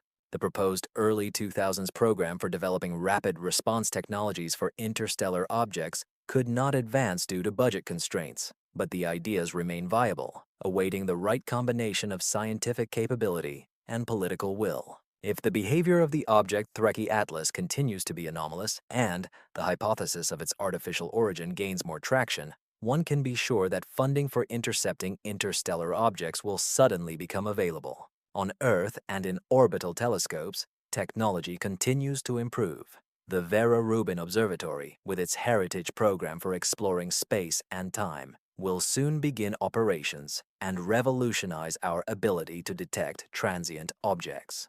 Object LST will cover the entire visible sky every few nights, cataloging everything that moves or changes. It is expected that during the survey, tens of thousands of asteroids, hundreds of comets, and possibly several interstellar objects will be discovered each year when the observatory reaches full readiness. The increase in discoveries will provide us with the necessary statistical data. Is the 3-body atlas unusual among interstellar objects or typical? Do most of them exhibit periodic behavior, or is that rare? What is the distribution of their composition, shapes, and activity levels? With dozens or hundreds of examples instead of 3, we can identify patterns that will allow us to separate truly anomalous objects from merely unusual ones. The James Webb Space Telescope continues to observe comets and asteroids when its schedule allows, providing infrared sensitivity that ground-based telescopes cannot achieve. Webb is capable of detecting organic molecules, measuring temperatures, and mapping the distribution of ice on the surface of a comet. If Atlas remains within the visibility of the Webb telescope for the next year or two, detailed spectroscopic observations can be expected that will further clarify its composition and activity. Radio telescopes, especially very large arrays, as well as the latest installations like the Square Kilometer Array, when it begins to operate, will provide another opportunity for exploration. Even if the Atlas spacecraft does not intentionally transmit signals, it can emit radio waves through natural processes, such as molecular transitions in the coma, or possibly through interactions with the solar wind. And if he still transmits signals, even weakly, Sensitive radio observations may detect signals that optical telescopes completely miss. Upcoming observational campaigns will focus on several key issues. Firstly, does the periodicity remain as the comet moves away from the Sun? Natural rotations may change with the heating or cooling of comets as ejection patterns shift and as structural changes occur. If the Atlas of Trachy maintains its 4-hour rotation and 2-hour brightness surge with such precision for months or years, it will strengthen the assumption of something unusual supporting stability. Secondly, are there spectroscopic features that we have not yet noticed? With higher resolution and better signal-to-noise ratios, astronomers can detect trace molecules or unusual isotopic ratios that provide clues about the origin or nature of the object. Industrial processes, if artificial, can leave signatures in the form of unusual isotopic abundances or molecules that do not form naturally in space. Thirdly, can we detect changes in trajectories that cannot be explained by gravity and natural evaporation? Precise astronomical measurements determining the position of a comet with millisecond accuracy over long intervals can reveal slight accelerations corresponding to course corrections. This is a complex task requiring years of observation and intricate modeling to separate genuine changes in trajectory from measurement errors and natural forces. The philosophical aspect becomes important here. What do the repeating patterns in space tell us about the universe? The laws of nature are patterns, regularities that arise from fundamental physics governing matter and energy. Planets orbit stars in ellipses. Atoms emit light at specific wavelengths. Radioactive decay follows exponential curves. All these are patterns that we might incorrectly interpret as intention if we did not understand the underlying mechanisms. However, some patterns require specific initial conditions, certain arrangements of matter that are unlikely to occur by chance. A crystal forms naturally under favorable conditions, while a computer chip requires intentional assembly and cannot form naturally, even over billions of years. The question for amateur astronomers is what category this belongs to. Is its accuracy a result of crystalline formation, a natural order arising from simple rules, or is it the accuracy of a chip, an order imposed by intelligence? Here is where the value of citizen science is revealed. Amateur astronomers around the world track astronomical objects, contributing their observations to international databases, helping to fill the gaps left by professional observatories. With modern equipment, enthusiasts can measure positions and brightness with sufficient accuracy, and their geographical distribution means that someone is always watching, even when major observatories are closed due to weather or daylight. So, summarizing this investigation and preparing for sleep to take you away from these cosmic mysteries, let me leave you with one last thought. Astronomical objects have shown us patterns that we cannot ignore. A 4-hour shift in position, a 2-hour pulse of brightness, chemical anomalies, optical features. All these may be natural separately, but together they form a picture that refuses to come into focus. Whether it is a masterclass on natural mechanisms, a perfectly balanced snowball of the galaxy, or a message we are not yet ready to decipher, the universe whispers its secrets, and our tools are finally refined enough to catch this whispering. We do not yet know what these mysteries mean. We are not sure if we are alone in the universe or surrounded by ancient probes observing us from the darkness. We do not know if the three-eyed athletes are an exception, or the rule, the first confirmed visitor, or just the first we noticed. But now we listen, we observe, and whatever happens next, whatever the three-eyed athletes ultimately discover about themselves and the universe that sent them, we will be ready. Because this is what we do. We look up, we marvel, we ask questions, and refuse to stop searching for answers until the universe finally decides we are ready to hear them. Good night. Space will remain with us in the morning, continuing to spin its mysteries, waiting for us to unravel them, one cautious observation at a time.